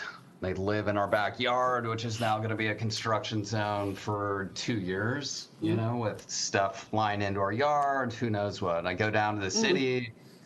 I appreciate all the planning managers. Ted is a great guy, but, as I talk to people, it's like, well, what sort of, what's the construction barrier going to be? How do I know what's the dust levels that's going to be coming into my house? How do I make sure my kids are safe? And nobody has an answer for me. So it just seems like there's a lack of cohesion and a lack of planning about what's about to hit us. And it goes back to, I think, what a lot of my neighbors have mentioned. Look, the transparency just does not feel like it's there right now. And there's been all these, the talks of this April 9th meeting to discuss the ROD, and I get it. These 5 elements are not what's, the ROD is, but for you guys to say, look, we need to pass this tonight and, enjoy your meeting on the 9th. There's nothing we can do for you, but, you can chat about it there. Just really feels disingenuous. I think, look, those of us on Oak are lambs being led to slaughter. I don't know where all the council members live. You're down on the walk streets in the sand section, but it just seems like we have been sacrificed for those in maybe a preferred location in the city, which is very frustrating. I agree with an earlier speaker. Look, Rosecrans has an ideal mixed-use element. It does not back up to single-family residential, so I'm just not sure why it was never, I know there are some sites that are considered, but it's that's where I think the bulk of this should be.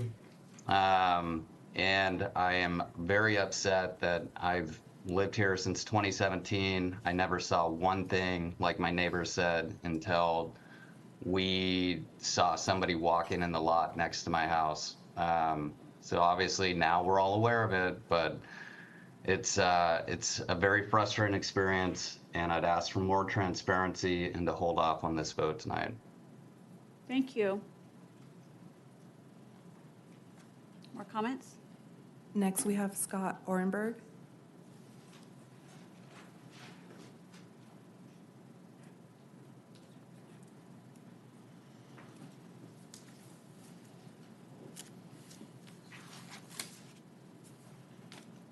Hello? Hello? Can you hear me? Yes. Okay. So I'm a homeowner on Oak Avenue. My wife and I are raising our 1-year-old and 3-year-old boys. I guess I want to echo the concerns everyone else has had, that there's been essentially no transparency or communication from the council throughout this whole process. I also think there are actual articulable health and safety concerns by some of the proposed housing units. I think it's quite obvious that an 18-story building with limited offsets and potentially above ground parking that's within like 5 feet of where my 1-year-old plays is obviously unsafe. There are no sidewalks on Oak, so I'm not sure how pedestrians are supposed to safely drive by or walk by the areas where the cars are going to be, which I think is going to be something like 100 units if all of the permits are actually in place. And I also, personally, I'm a little frustrated with the council saying that, there's no recourse here because the state said that this is just how it is. But I think if the council did choose to move the ROD district to Rosecrans, which is preferable, and worked with the right developers to ensure that we do meet our housing quotas in a way that doesn't jeopardize the health and safety of current residents, I think, maybe there'd be litigation, but probably not if you actually had good faith efforts. And instead, it feels like you're turning your backs on your existing residents just to serve the interests of developers who want to build as quickly as possible with limited offsets and limited restrictions in place. So I'm just personally very frustrated. I'm frustrated with the process. I'm frustrated that there's finger pointing at Sacramento rather than, some clear ideas of what we can do to limit the impacts here, to actually take the time to investigate the health and safety impacts in an articulable manner. And rather than just start building and say, you should have voted for someone else last time. That's incredibly frustrating to hear from our representatives. Okay, thank you. Next, we have Kevin. Hey, Kevin.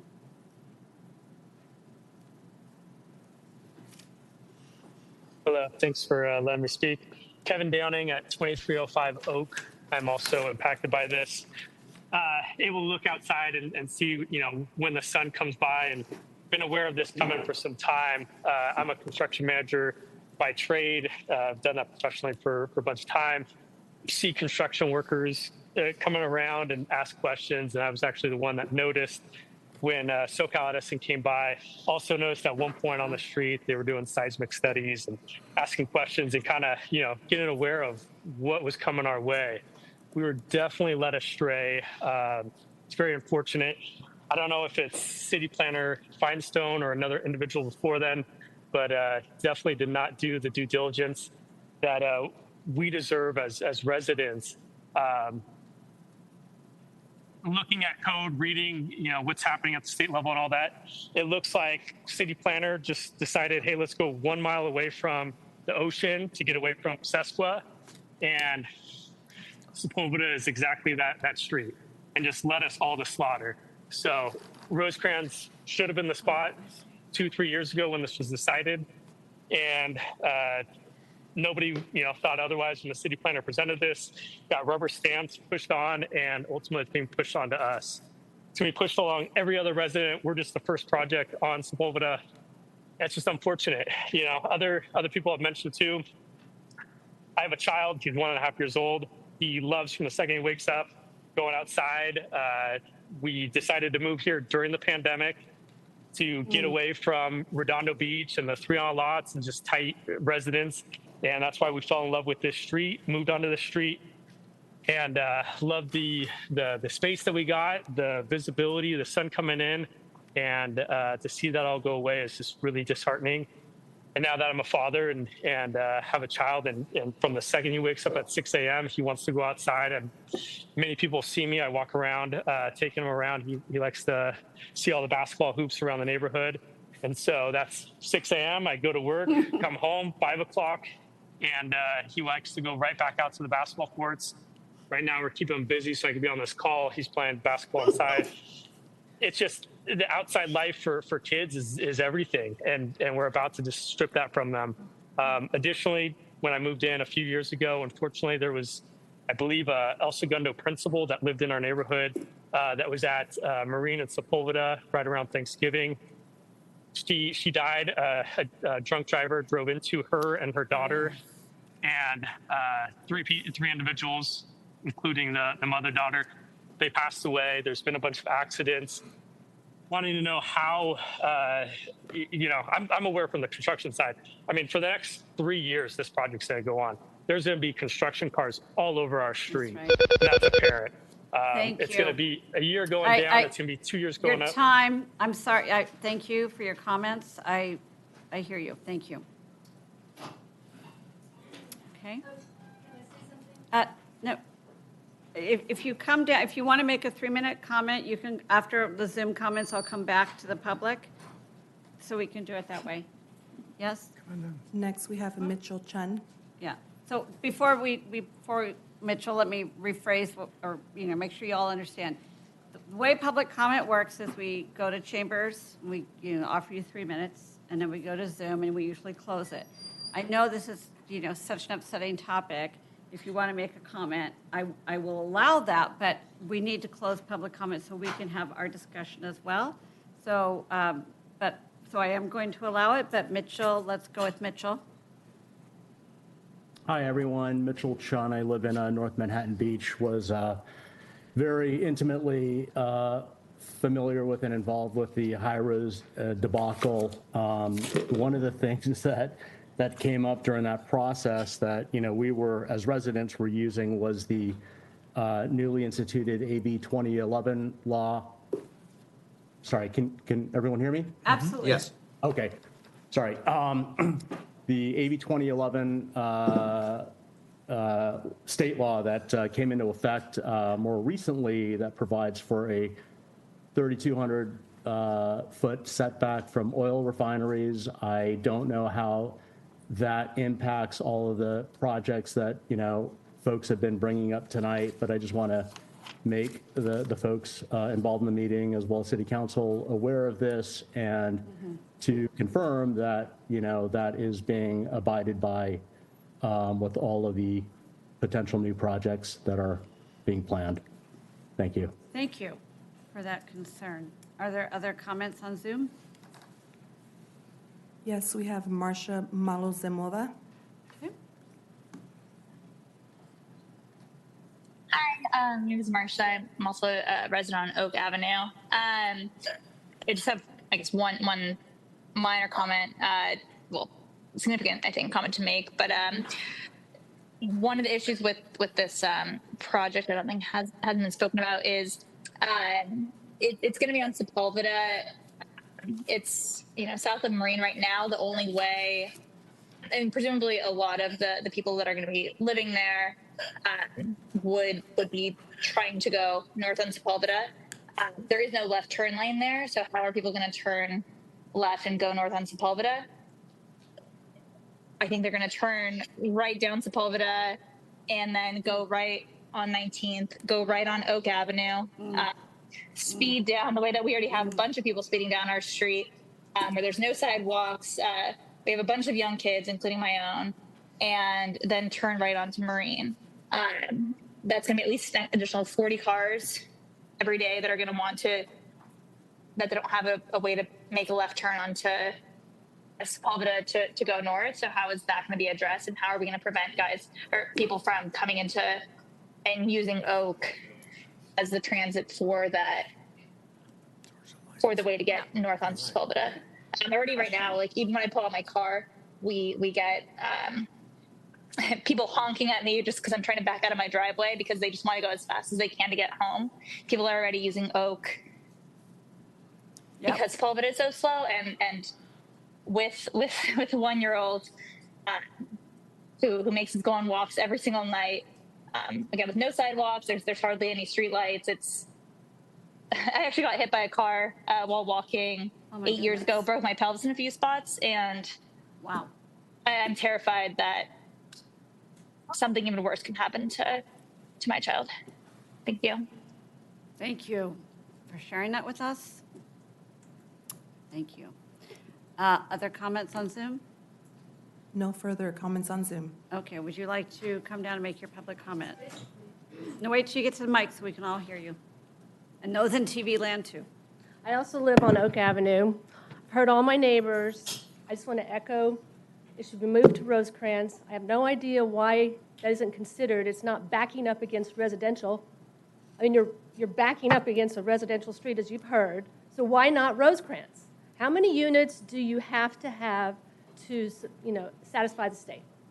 I think the units at Connecta, 24-hour fitness, the Fry's area is going to satisfy most of that. You don't really have to back up to our neighborhood. You've heard so many great comments tonight, and what she just said is, that one accident, the previous speaker that killed the 3 people, I was upstairs, I saw it happen. Boom! The car was flying onto Marine. There's a lot of these accidents. I mean, and I can't figure it out because I walk down Oak all the time. And it is scary. You have to walk on the outside side of the street, and you have to move over. So it's like, how in the world, with all these other cars making the loops, how's that going to work? How is that not a safety problem? Got it. Thank you. Okay, I'm going to close. Oh. Mayor, we have Steve on Zoom. Okay, but are there any, that's it, because I just closed it on Zoom, so allow Steve, and then we're going to close public comments, okay? Steve. Yeah, good evening. My name's Steve Alexander. I also live on Oak Avenue. I just drove from Northern California for several hours, and I wasn't here at the start, but I thought it was important that I at least chime in with three factors. Obviously, you're getting a taste of the frustration from our neighbors, and I think it's certainly warranted because I think the city completely failed to educate and prepare the residents for what's been coming. What we're hearing tonight should have been done a couple years ago, okay? Secondly, I think there's frustration about the Sepulveda selection process. No one ever heard about it. The community had no input into those eligible properties along Sepulveda that met certain criteria. And I know the criteria is on the website, but, you know, nobody knew about the website. And in fact, I first heard about the project when I went down, I can give you the date, December 10th, and spoke to one of the senior planners. And he told me at the time, there is no requirement that the city give any notification to the residents, even people within 500 feet. We never received a notice. What we ultimately received was an orange card telling us we could go online and read about the ROD project and the housing development plan. So I think the city could have done a lot better, and you wouldn't have so much frustration. So hopefully this serves as a lesson for any future things. I understand that some other projects and other locations I know are receiving some notices now, but I just see this as something that could have been avoided. And I want to second what one of my neighbors said about it would be nice if the city really let us know that you were standing behind the residents. I don't get that sense. Thank you. Thank you. Public comments are closed. Okay. I have a few questions before I make my comments. And all of us will be making comments. It can be for the city manager or planning because, as many of you know, our city manager was the director of community development, so she understands. So there's a lot of concerns, rightly so, about construction. And one of the callers said, well, we haven't even been told about construction mitigations. I assume that there will be mitigation for constructions and that there is no construction plan yet, but or maybe there is, but there will, it's kind of early in the process. I assume there will be a construction plan, and I would assume that residents will, I'm assuming, will be given notice. Yeah, well, I'll defer to Ryan Heiss, our building official, on this one. Okay, defer. Everyone has a job. Hi, Ryan. Hello, tonight I'm Ryan Heiss, the building official. Okay, so will there be a construction mitigation? Has there been yet, and will there be? So there will be. There's no permits that have been issued yet. So okay. As part of all new projects in Manhattan Beach, there is a on-site construction meeting that is part of our municipal code. That is for the neighboring residents and the contractor on site. To get to know each other, to discuss the scope of the project, which in this case people already know due to the courtesy notice ahead of time. But and then also during construction, there are state codes, as was mentioned earlier, regarding AQMD, OSHA, and other agencies that mitigate construction. General contractors have to have a state license as well, so they're responsible for means and methods in construction. Right. And then we do have some additional municipal code requirements in 9.44 that are based on construction. So the point being that the permits haven't been pulled yet, so there is no construction plan yet. Correct. But there will be a construction plan, so to mitigate debris that could fall into it, the backyards, et cetera, there will be mitigation attempts. So there's no specific construction plan. It's the general rules that all construction sites must comply with. Okay, stay nearby in case I have other questions. There's been a lot of comments about the health and safety determinations and requirements. And could somebody, my guess is that it's very narrowly and legally and technically defined, that we cannot just come up with our own determination about traffic, for instance, that we cannot come up with our own. It's very legally and narrowly defined. So certain things are welfare issues, not health and safety. That's part of it. There are stipulations in CEQA, for instance, that speak to traffic impacts, but those are not applicable here. They're not applicable, and it's really terrible. Okay. There was a assertion that the units that are proposed for Rosecrans are not even included in our total numbers in terms of meeting the RENA numbers. Can somebody confirm if that's true or not? That's not true. At this point, we don't have any formal applications or even preliminary plans under review for Rosecrans. We've talked with potential developers, but there are 2 large sites on Rosecrans. So they would be, right. Correct, they would be. So also, just so that people hear, there are sites being talked about on Rosecrans. There is a residential overlay district on Rosecrans? Yes. Yes. And there's very technical specifications into what a residential overlay district is, but there is one on Rosecrans. And, you know, it's not the city deciding that there should be this apartment building there. It is the person who owns that property. That doesn't mean that we're not, I just want people to understand this. We can't say to them, take your project and move it to Rosecrans, right? Because they own that property. One more thing. When we talked, so the residents on Oak have been through a lot with the mall, and we were on council back then. Remember that? And we talked about traffic mitigation back then, though.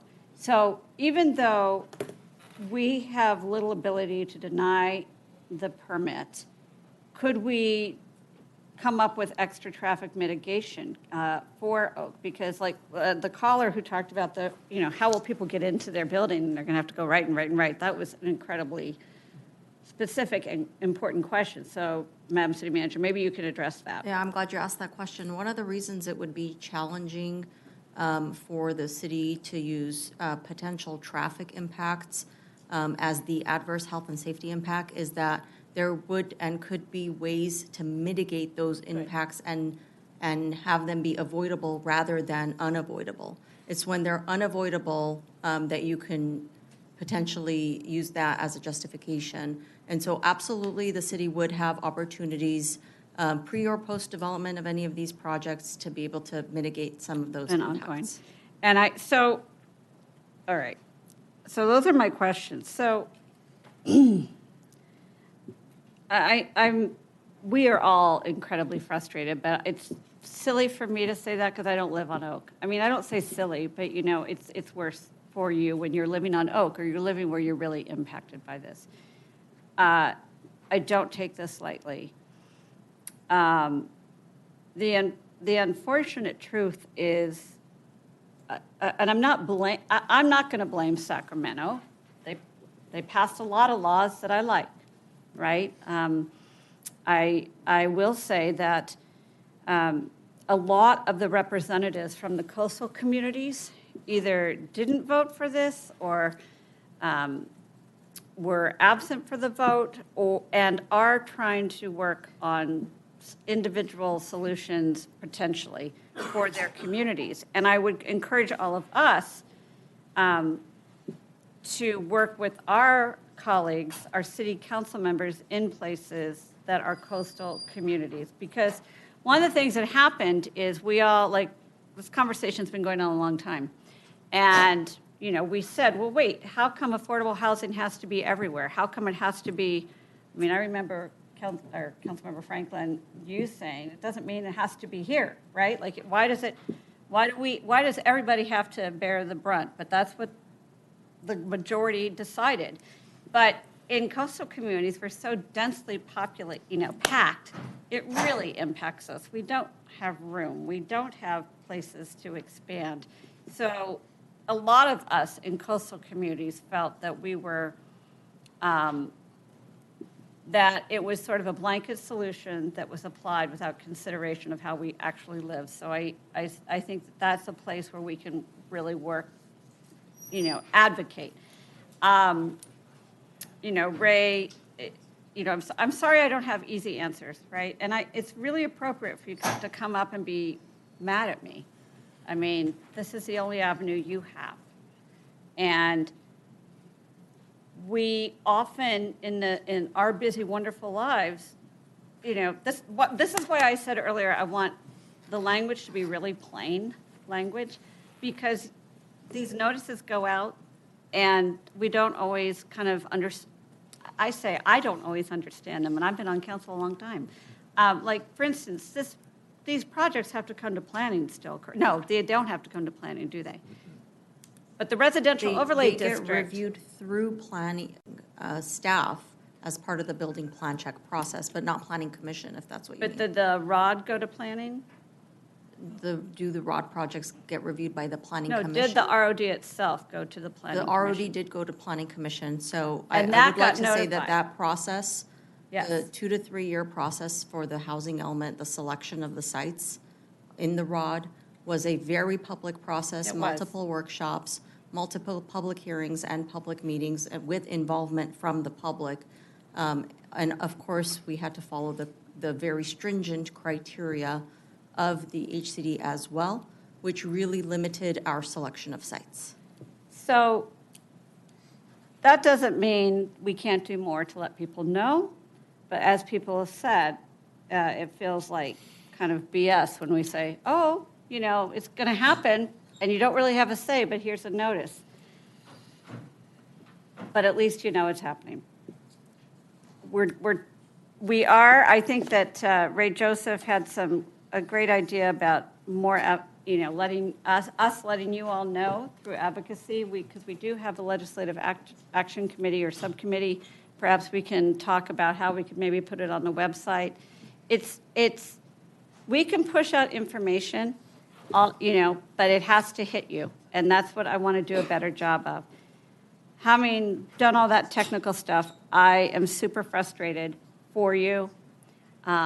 This is not what we want to approve. Everyone's leaving during my comments. It must be really bad.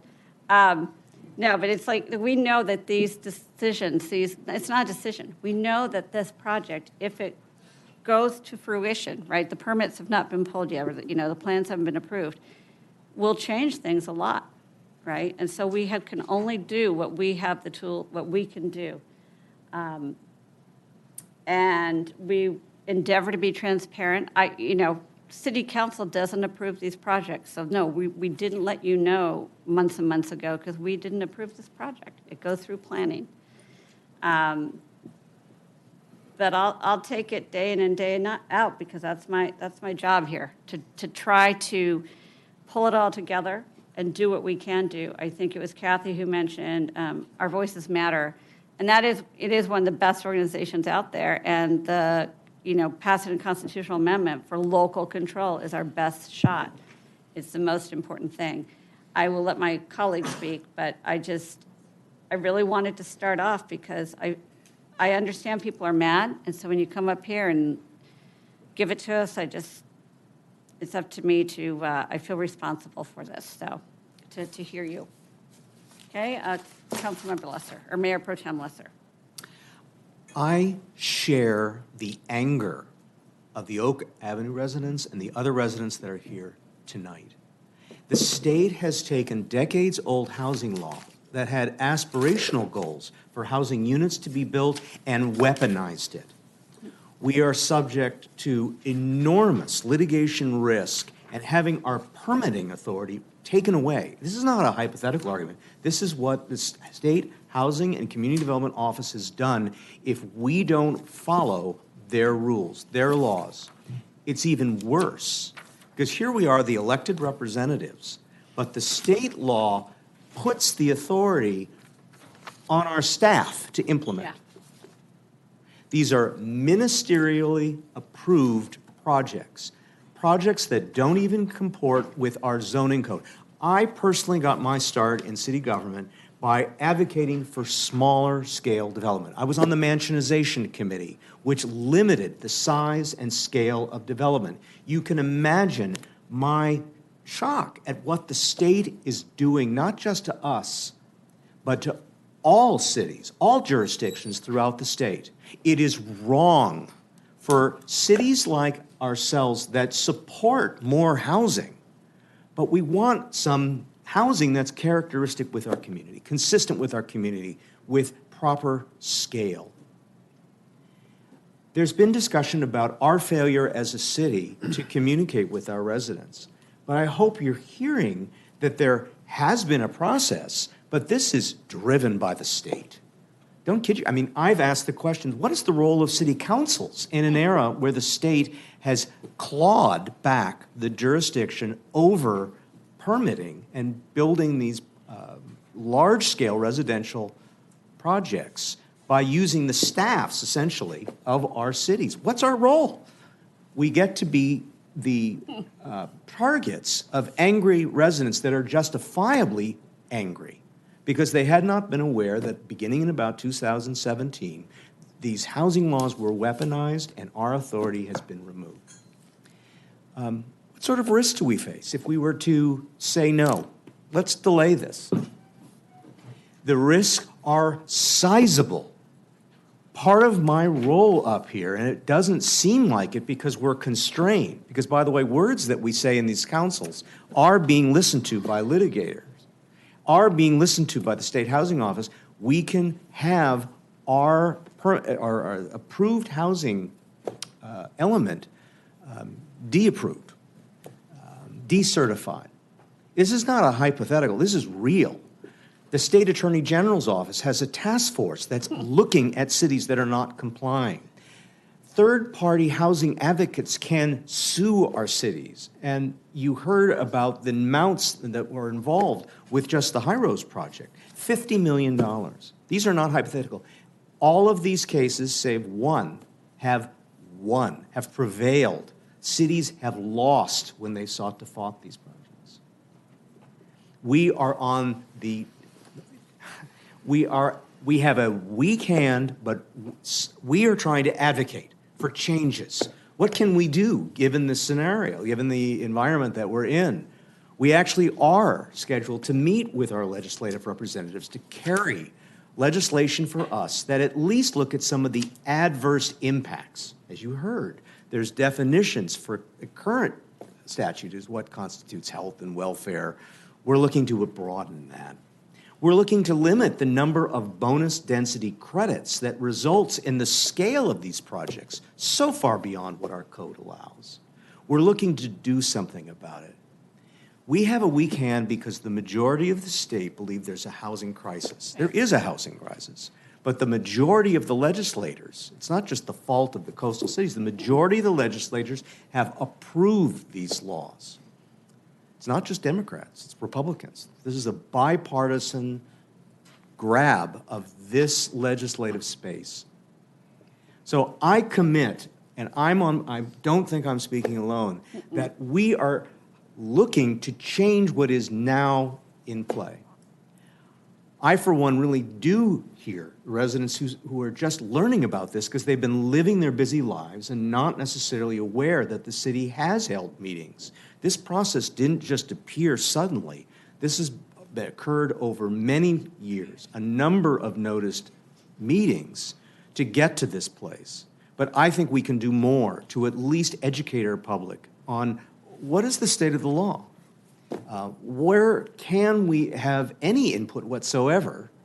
And that's what this meeting coming up as a community meeting has started doing. But I should stop there because I share your anger and I'm frustrated that we're being blamed. We support housing, but not anything close to what's being jammed down our throats. Thank you for your comments. Councilmember Franklin. So it's been, thank you, Madam Mayor. So it's been suggested that why even bother, notifying residents?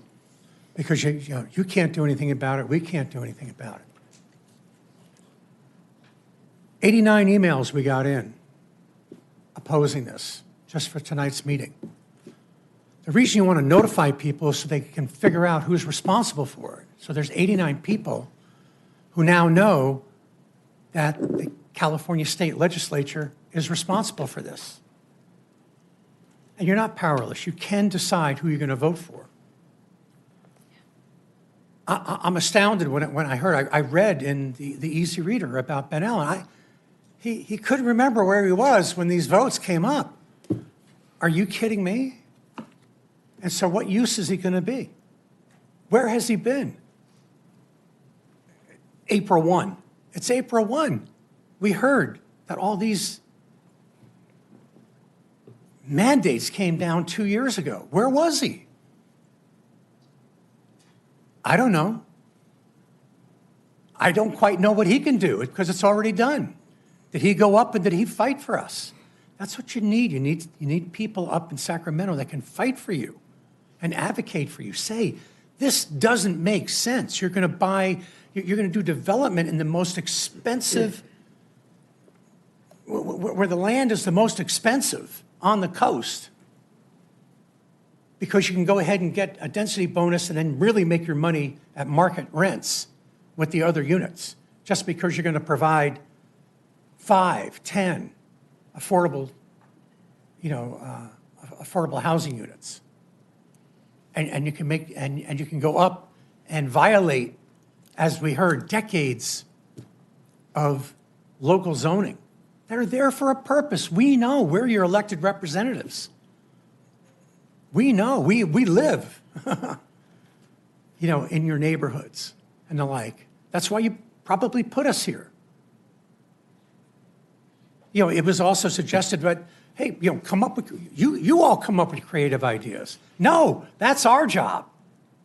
Our job is to, because we have access to those elected officials. We meet them at conferences. We can pick up the phone and call them and things like that. Why wasn't that done? Where are any possible solutions? So, notify as many people as possible. We can, these developers are going to need additional parking, and they want it to be on your street. So let's go out and get you residential parking permits. Let's get your zone. So we'll get you in touch with the traffic, with the city traffic engineer to get that process started.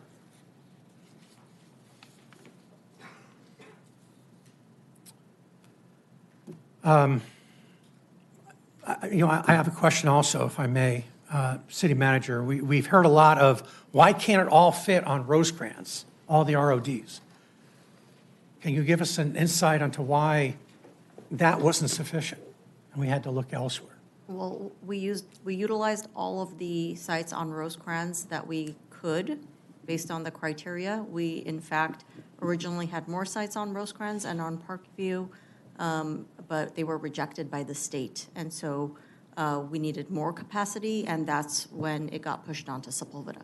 Okay, so when we say capacity, that means how many units have to be built in order to get 774 affordable housing, that, again, a magic number that came down, sifted down from Sacramento, 774 units. So we had to accommodate the majority of the 774 have to be affordable.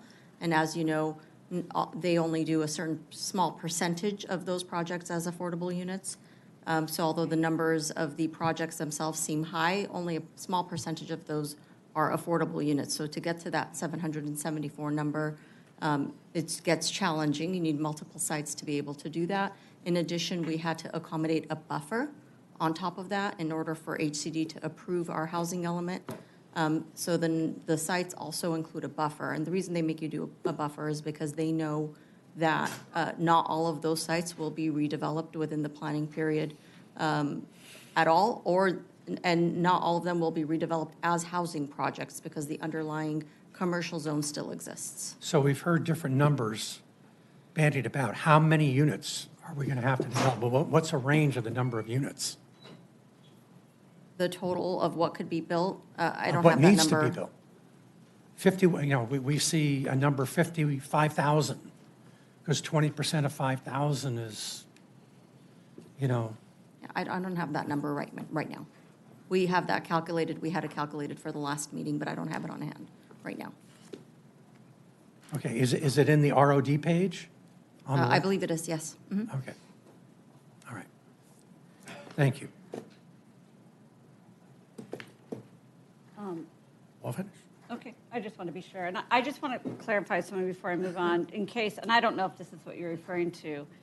I didn't mean to assert that we shouldn't notify people. Because in my comments, I was playing on what other people said, like, why even notify us if there's nothing that can be done? I absolutely believe we should notify people. So I'm not saying you were referring to me, but in case you were, I certainly didn't mean that. So, okay, Councilwoman Tarnay. Thank you.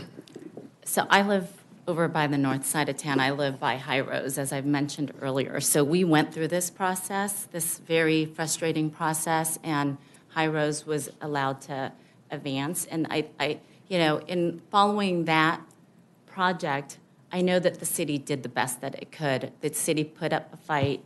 We lost that fight initially. And so what I'm trying to do is learn from those lessons, right? And so, I think when we're saying, please work with us, please come up with creative ways, it's not because we're abdicating our power. I mean, my fellow colleagues have been on this council, so this has been an ongoing discussion, and I know it's frustrating for residents, and we are trying to find solutions.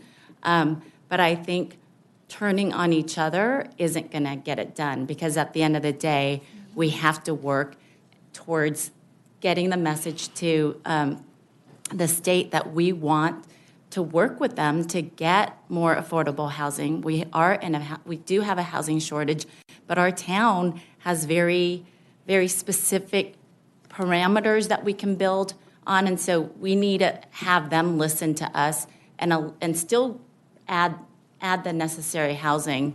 And I know that staff has worked on the ROD, and I've been in office for just almost 3 months now, 3.5 months now, and I've learned a lot. And so I know that there's a lot of information that can be shared at the April 9th meeting. I've been learning kind of a lot of this predated my time even getting involved before learning about High Rose. So it's a process. It's not something where I think a lot of times people get frustrated with staff for identifying certain areas, but they're only doing that because they're mandated to do it. So I hope residents understand that, and I hope I invite all of you to come on April 9th to find out more about the process that's taken us to this point.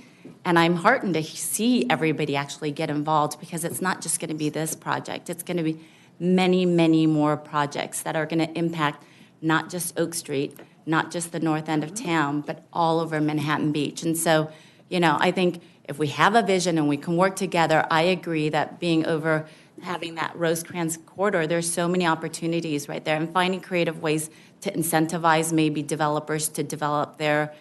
So I'm working, for me, I'm looking at solutions. I'm looking at working with my colleagues to find solution. I'm working with the state and then with our residents, because at the end of the day, we all answer to all of you, and not just you in this audience, but right, the rest of the city and the residents in the state too. So I hope that you all come and encourage your neighbors to come on April 9th. Thank you.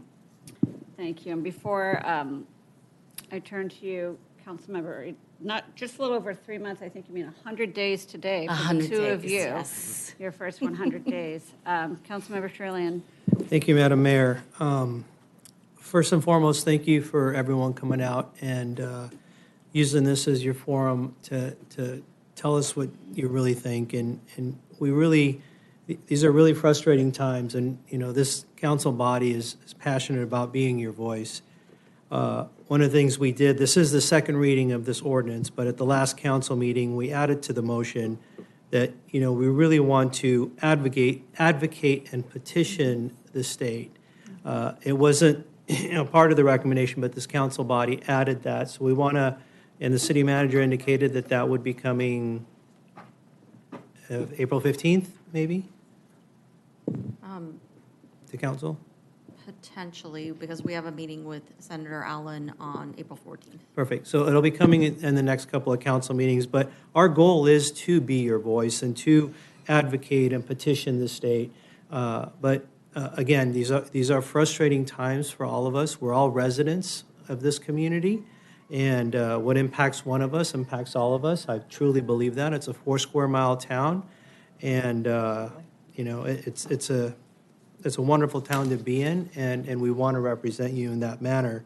I do agree that based on the magnitude of these projects in the future, that we really should look at the radius of notification, whether whatever the notification is, maybe it's a first-time notification or a final notification of a meeting, but it really should be greater. What the number is, I don't know. Maybe it needs to be phased based on the project, but that's all I have.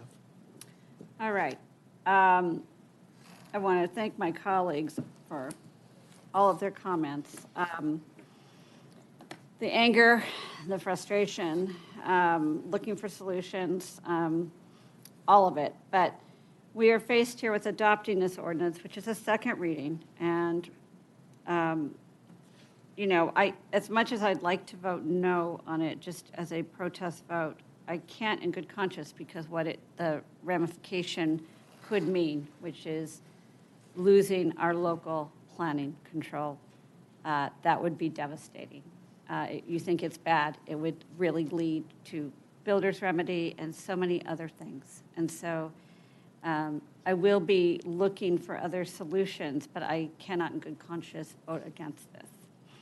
And last, I voted for the first reading, so I will do the very politically unpopular thing of making a motion to adopt this ordinance 25-0004.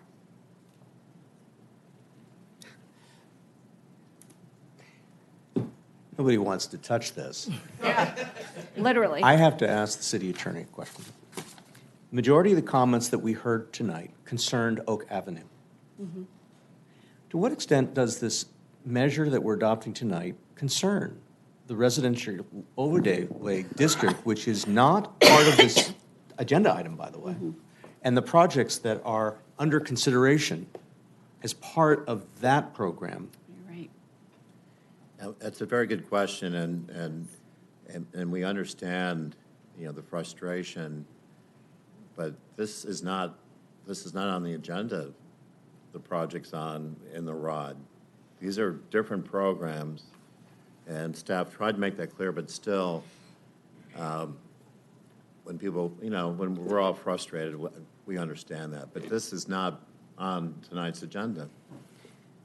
And once again, and a lot of talk about a particular project, once again, that's not on the agenda either. Okay. So what I will do is second the motion. But I want to relay to the public what you're complaining about, I believe many of you, is this is going to impact your homes, this larger implementation of a housing element. The item tonight is not the direct result of your issue. I mean, it's not going to impact the construction or non-construction of these projects on Oak. This has to do with implementing our housing element. This is the second reading. And if we don't do this, we face worse perils as a city. I have to say one more time. We faced tens of millions of dollars of liability exposure where every other city that has fought this has lost. We don't have $50 million extra laying around. This has a direct impact on our operating funds to the extent you support your police, your fire services, your operation of your city government. This is too large of an exposure. I have to say it. I mean, why? It must seem that we're missing something sitting up here, listening to these practical frustrations that residents who've spoken to us have stated. But the reason why we are moving forward with this now, the second reading, in other words, there already was a public hearing on this item, is because we face far greater perils if we don't proceed. Much larger projects, hard to believe, much larger projects, more intense. So that's the, you know, forgive my last name being used, the lesser evil here to move forward. He loves that joke. I really want to be serious about this because I think the residents who've spoken are raising legitimate concerns, but we have lost our capability to fight it here with this particular item. Well, and you bring up the good point that this item is not about the project on Oak, and it doesn't impact that. I mean, that was really, and Sepulveda, right? Sepulveda, sorry, not Oak. Project's not actually on Oak, but I appreciate you bringing it up. Did you just try to, oh, no. Oh, no. If there's no more comments, I'd like to call for this question.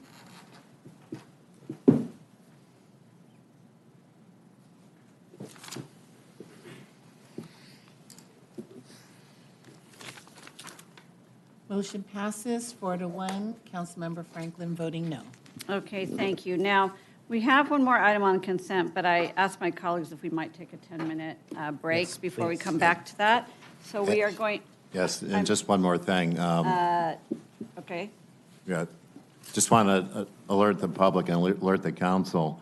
I was under the impression that item 6 was taken off the calendar. No, item 8. oh, I thought it was 7. The 7. Yes, and so 8, we need to go back and make a motion to reconsider, not now, but you can do it when you come back, because I have to read the title of the ordinances. I thought we approved the consent calendar with the But he exception. needs to make a statement. Yeah, You need to make I a statement, didn't okay. read the titles. It's on you. It's on you. Finger pointing. All right. None of the responsibility. Okay, excellent. All right.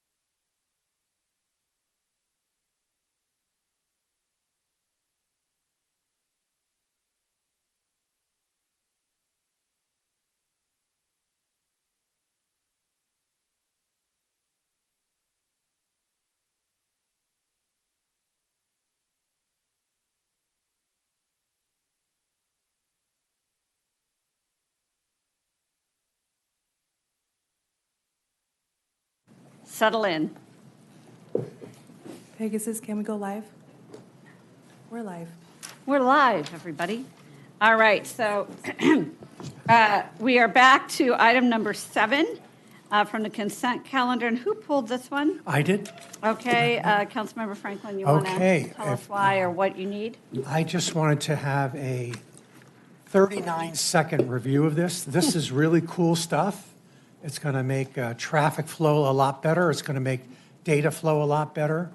It's just going to be an extremely significant advance in our technology with the city. So, Director Lee? Thank you. Yeah, good evening, Honorable Mayor, members of the City Council. Eric Lee, your Public Works Director.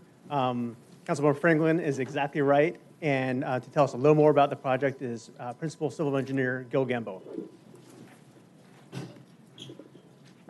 Thank you. Good evening, Mayor Howorth and City Council. I'm Gilbert Gamboa, your Principal Civil Engineer with the Public Works Department, and I'm happy to provide a summary of the MBATS project. So to clarify, the MBATS system project stands for the Manhattan Beach Advanced Traffic Signal System project and was first initiated back in 2019 successfully with a Metro grant application utilizing a total of approximately $17.7 million of Measure M funding.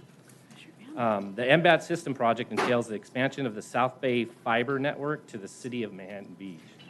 The South Bay City Council of Governments, or commonly known as the South Bay COG, has been working toward establishing a broadband fiber optic network ring to provide South Bay agencies access to a robust and redundant fiber network for the transmission of internet traffic and other data. So in short, the MBATS project will accomplish 3 things. It's going to, 1, connect all the traffic signals with a fiber optic network for remote access, monitoring, and traffic management along the city's main corridors, including Rosecrans, Manhattan Beach Boulevard, Marine Avenue, Artesia Boulevard, Aviation, and Highland, with monitoring nodes at City Hall, Fire Station 2, and the City Yard Public Works, the Public Works City Yard, and a hub that connects to the LA County Traffic Management Center. The second thing it's going to accomplish is traffic intersection improvements at 8 locations along Highland and Artesia Boulevard, including signal pole upgrades and installation of enhanced pedestrian crossing facilities to improve traffic safety and accessibility.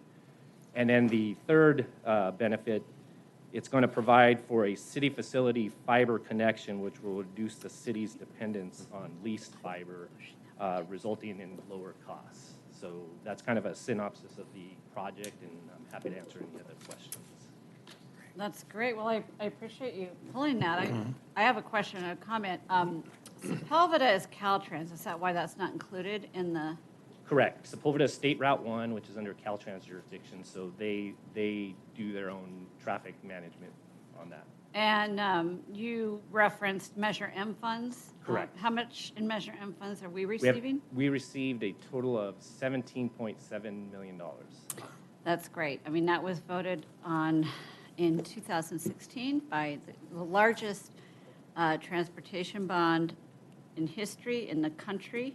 I'm very proud to have worked on that, and very proud that $17 million is being realized here in Manhattan Beach. That's fantastic. Are there any other questions I do. or comments? I have a question. Okey-dokey. Not really a question, but a comment, but kind of echoing the similar where you were going with this. I was going to pull this too, just based on the magnitude of the dollar value being on consent, but wanted to compliment Gil Gamboa and the engineering team and working with finance to, procure these, get these funds, and it's a lot of funds. It's a grant. I think it was a multi-year sub-regional improvement program that you guys got the grants from. So continue doing the good work and working with finance to get these grants. Thank you. Okay, I need, because we pulled it, I do need to open it for public comments. Are there any public comments on this item? Okay, I see a thumbs up. That's excellent. How about on Zoom? Whoa, what just happened? Sorry, something on our monitors went nuts. Okay, I'm closing public comments. Councilmember Lesser? I'm pleased to have served on the South Bay City's Council Board of directors back during my prior council service when the organization advocated to make Measure M funds eligible for use for fiber networks. That was a big deal at the time. I'm pleased to see this come forward. I'm obviously in support of it, and I appreciate Councilmember Franklin for pulling it so that we could have a chance to at least talk about it. It's way cool. Thank you. I'll be supporting the measure. I moved to. I see that you have moved to accept it, and I have seconded it. So that's a motion to accept, adopt staff's recommendation, and it's two separate resolutions, correct? Correct. Do you need me to read the resolutions? No, it's not a public hearing. Okay. Call for the question. Sorry, little deprived here.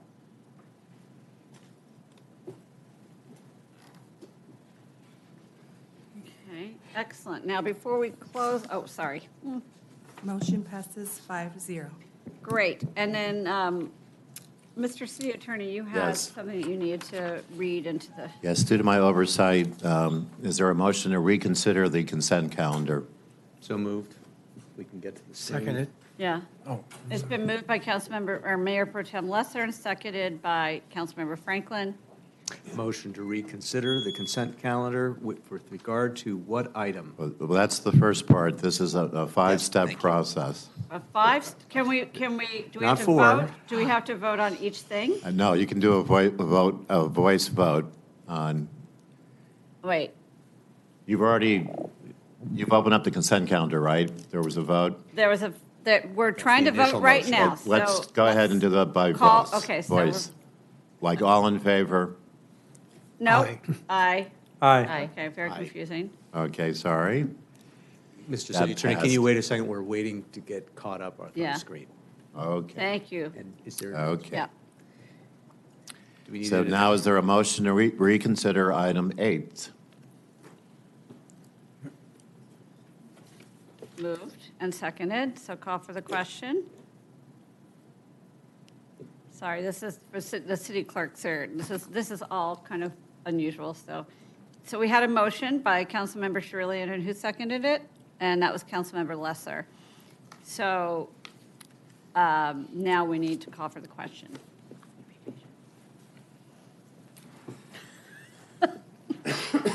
Okay, so we are now. Step 3. Step 3.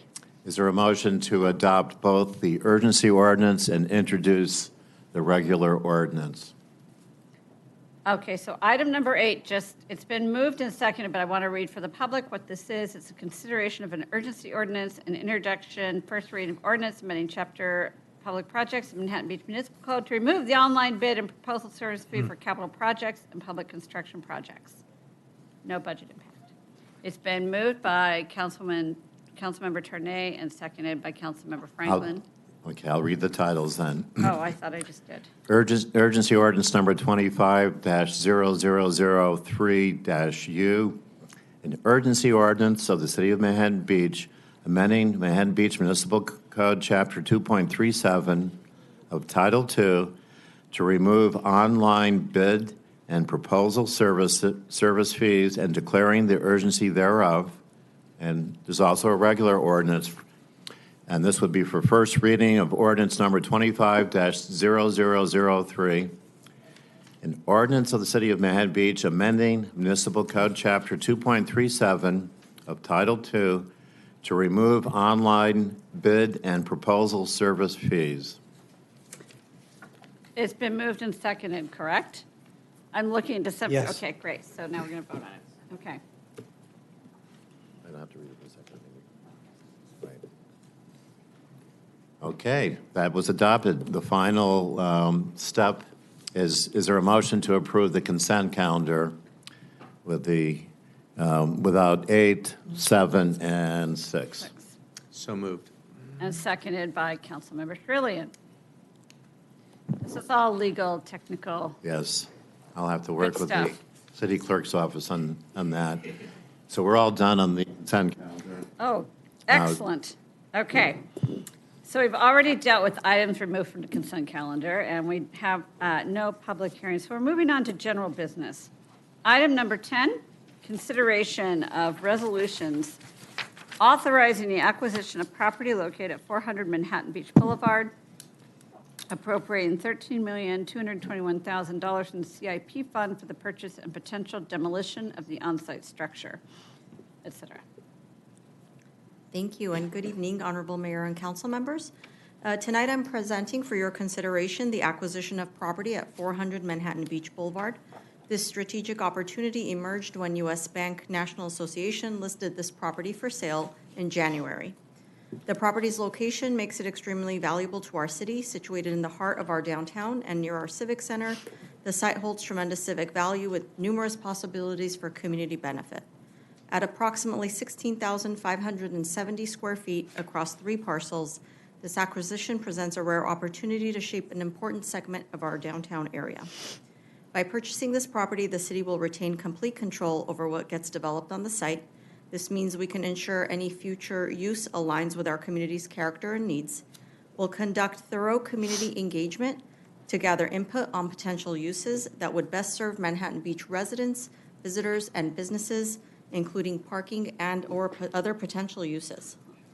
This is also a sound financial investment. Similar properties in the area have appreciated nearly 13 times their original purchase price over approximately 30 years. Beyond the appreciation potential, the site offers opportunities for revenue generation that could benefit our city for generations to come, depending on what that use is ultimately. At this point, I'd like to turn it over to our Acting Finance Director, Libby Bretthauer, who will discuss the financing mechanisms by which we propose to secure the acquisition. Thank you. Good evening, Mayor and City Council. My name is Libby Bretthauer, Acting Finance Director. To accommodate the purchase price of $13 million, the closing costs, and potential demolition of the existing structure, a budget appropriation of $13,221,000 would be required from the Capital Improvement Projects Fund, which is used to manage general governmental infrastructure and facilities projects. To support this expenditure in the CIP fund, a corresponding transfer from the general fund is also required. Based on year-end projections presented with the mid-year budget report in February, the total general fund balance is projected to be nearly $32.2 million at the end of this fiscal year. After transferring the $13,221,000 to the CIP fund, the general fund balance will be approximately $19 million, which is still greater than the Government Finance Officers Association minimum recommendation of 17% of operational expenditures, which equates to $17.2 million for us. So this reduction in fund balance would be temporary if the City Council decided to issue bonds to reimburse the general fund. So approving resolution number 2536 allows the city to issue tax-exempt obligations and reimburse the general fund for the purchase price, closing costs, and potential demolition of the existing structure. To cover any ancillary costs that may arise, the resolution states a maximum principal amount of the obligations at $13.5 million. This resolution is necessary to comply with U.S. Treasury regulations and is a standard practice for public agencies planning to issue tax-exempt bonds. The city actually did the same thing in 2002 when we purchased the Metlocks property. Adoption of this resolution preserves the city's ability to issue tax-exempt financing, which would result in lower borrowing costs for the city, but it does not bind the city to any particular financing option at this time. So currently, we are still researching various financing options, and we will return to the City Council at a future meeting with more details. The city's bond counsel, Kevin Savali with Stradling, Yoka, Carlson, and Routh is here, as well as Mark Young with Kane in Public Finance. They're here in the audience should you have any additional questions. But this concludes my presentation, and we're happy to answer any questions. Thank you, Libby. In closing, the acquisition aligns with multiple general plan goals, including maintaining our small town atmosphere and ensuring the continued viability of our downtown area. The Planning Commission will review the general plan conformity on April 9. The anticipated closing date for this is April 15th or prior to that. Tonight, we are asking Council to adopt the 2 resolutions to authorize this acquisition and the necessary financial mechanism in order to be able to move forward. We are available for questions. Thank you. Councilmember Charelian. Thank you. You were quick to press that button. That first. button, but not the other button. But I want to say, being a new council member, this was one of the first things I had to sit down with my peers and talk about.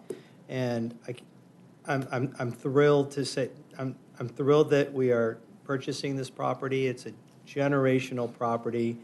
It gives us full control, gives value to the community, and you know, our return on investment is just going to be spot on, especially if it's going to generate some revenue. And we're going to have plenty of opportunities to talk about this with the community.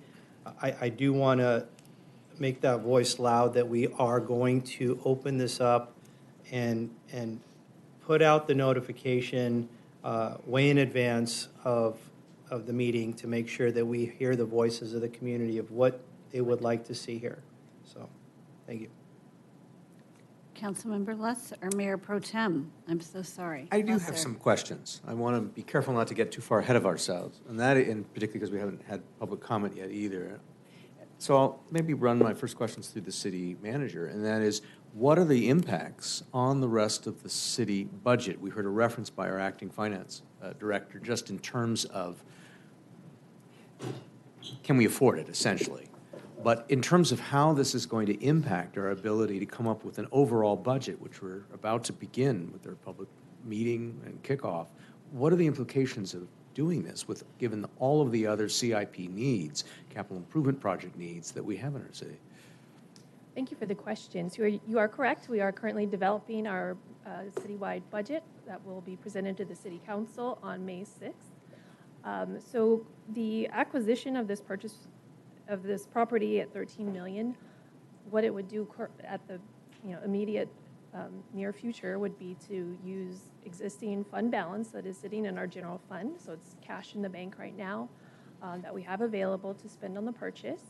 And then, as we mentioned, the opportunity to issue tax-exempt financing would allow us to reimburse the general fund within the next few months. And then, of course, we would be paying down debt service over the next several years. So the immediate impact would be, just the cash outlay. We could reimburse ourselves in the near future, and it would have little impact on next year's budget and the next few years after that. Okay. A question for the city attorney, and then back to the city manager.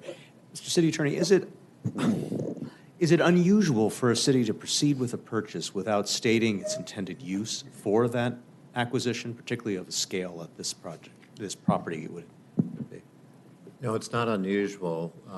Oftentimes, you have to make a general plan consistency, and the Planning Commission will be considering that. And the range of potential uses fit within our general plan. And so you get community input once again and see what's the best use for that property. So that's a perfect setup for my last question for the city manager, and that is, so what are the potential uses for this property? I mean, I think public should know that before we vote on this. The property is zoned commercial downtown, and so any of the uses that are permitted or conditionally permitted within the commercial downtown would also be permitted or conditionally permitted on this site, including public uses. Isn't there an argument that the market itself should be allowed to operate on its own and other investors should be given the opportunity to buy this project? What's the reason for the city to step in? Other investors were also given the opportunity to purchase the property. And ultimately, we were able to secure that through negotiations. And sorry, what was your follow-up question? I've heard some concerns that the city is stepping in when the outset marketplace should be allowed to invest and have its ability to develop this property and not just have the city holding it. Right, there are benefits to the city holding the property. We heard a lot today about density bonus projects. Yeah. Residential is a use that's allowed in the commercial downtown. So there was potentially an opportunity there for a density bonus project. Again, there are a variety of uses in addition to residential projects that are allowed in the commercial downtown. Great. Thank you very much. Yeah, great questions. I mean, in my comments, I was going to say, wow, we just prevented a 5, 6, 7-story apartment building from going in. And, as Councilmember Charelian said, we need to hold these meetings, as soon as possible to see what, is that the place to put parking, or is it old parking lot 3, or is it, what there's so many different kinds of things we could do. And I have another comment, which I'll reserve for after public comments, but I see Councilmember Charelian. Yeah, just really quick for Libby. Libby, you mentioned that we're still going to maintain the GFOA standard of 17% With of reserve policy. We will actually still be above their recommendation of 17% because that would be 17 million and we will still have a fund balance of over 19 million. Perfect, thank you. Okay, if I could open it up to public comments at this time.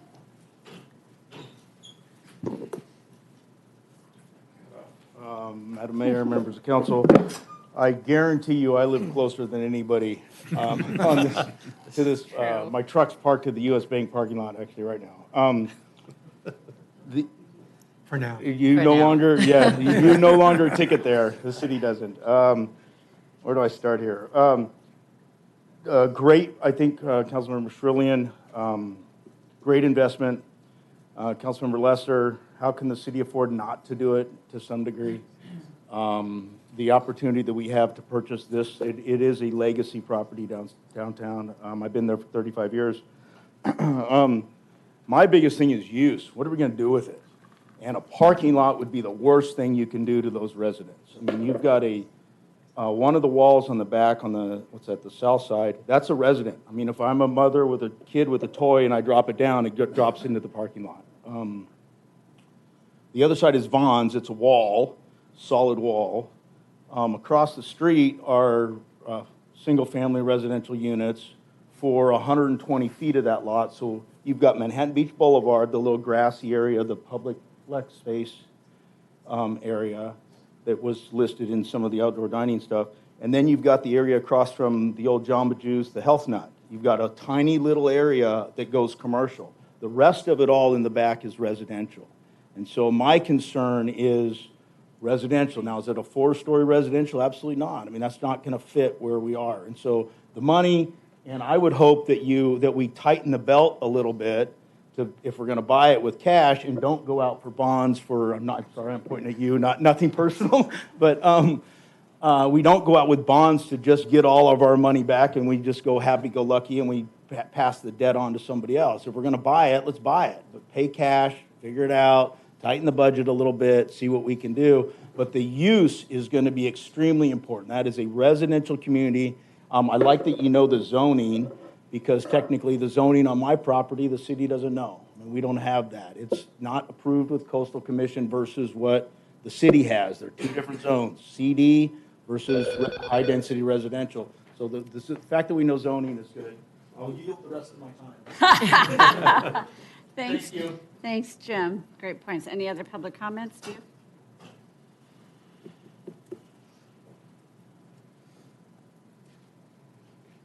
I'm looking at this transaction, and it sounds like it's a good business decision. I congratulate Libby. My concern, though, is what it's going to do, as Mayor Pro Tem Lester's comments were, what's it going to do to our budget that we have facing ourselves? As I understand it, we're going to have 17 million left somewhere from that perspective. We have some hidden costs coming up with our previous discussions. There's going to be incremental infrastructure costs to the city when we start to do the buildings from that standpoint. Police, school, fire, all the rest of them that will be coming to light. And we need to be budgeting for those. And I'm going to ask at the next budget session to actually do those budgets for us so the city knows exactly where we're going to be from that perspective. As far as the tax-exempt financing goes, I don't know how long it takes these days to get it from that perspective. I would disagree with my previous speaker, but I think he's very knowledgeable. But I would like to see us do the tax-exempt financing if it's possible to do and save and preserve our cash, because I do think that we have more expenses that will probably be coming up than you know now. Thank you. Thank you. Other comments in the chamber? All right, going to Zoom. No request on Zoom. Okay, I'm going to close public comments. I'd like to quote a former colleague of ours, former six-time mayor Steve Napolitano. Oh, I was going to say, who would that be? Steve Napolitano, who used to say his biggest regret was that they didn't buy good stuff. Remember when the rest was good stuff? And he would always say, man, if you ever have an opportunity, you gotta do this, right? We can't let this go. It is a legacy project or legacy purchase. And so I will be supporting it, but I wanted to give Steve some credit for empowering us, and also I think he had his eye on this property too. So he may not be here on the dais tonight, but his leadership has definitely gotten us here, along with Richard Montgomery, who will definitely text me if I don't mention him. Mayor Franklin, council member, I'm a little tired, sorry. Franklin, you've made a motion. Yes, I have. And what would that motion be? It would be to adopt resolutions number 25-0035 and 25-0036. Okay, and I have seconded that motion, but Mayor Pro Tem Lesser, you have comments. My comment is I originally opposed this acquisition. I was opposed to it initially because I want to focus on our capital improvement project needs, as has been discussed by one of our speakers, that we have that are going to be quite expensive. Everything from our parking lot 3 to the discussions of a potential scout center to multiple infrastructure that's all aging. How are we going to pay for all of these things if we acquire yet another asset? But I ultimately came to conclude that this is a prudent step to move forward. And the reason why relates to what we were discussing earlier this evening. This is a convergence of different policy goals that we have on council. To the extent all of us are committed to preserving our small town character, we have lost control of much of the entitlement of our property in our city. As was mentioned in passing by the city manager, a much larger multi-tenant residential bonus density project could be built on this asset, on this lot. How would that impact the character of our downtown? We cannot purchase all of the properties in our downtown. There's no way we can afford to, but this one we can. This one we can, and we can involve the public in the decision-making as to how it's used. We can incorporate our zoning laws to be consistent. I welcome that conversation with the public, but we could not have that conversation if we didn't own the land. So for that reason, I'm receptive. I am concerned how this is going to impact our budget. All of us are. We will be looking at financing. I would say I would be receptive to looking at financing options, but I am in favor of supporting the motion and moving forward. Thank you. Mr. City Attorney, I saw some. Yes, the second half of the staff's recommendation is to appropriate the funds. So that's part of the motion, correct? Yes. Yes. Okay. So were there any other comments? Okay, so I'm going to call for the question. Steve and Richard better text me.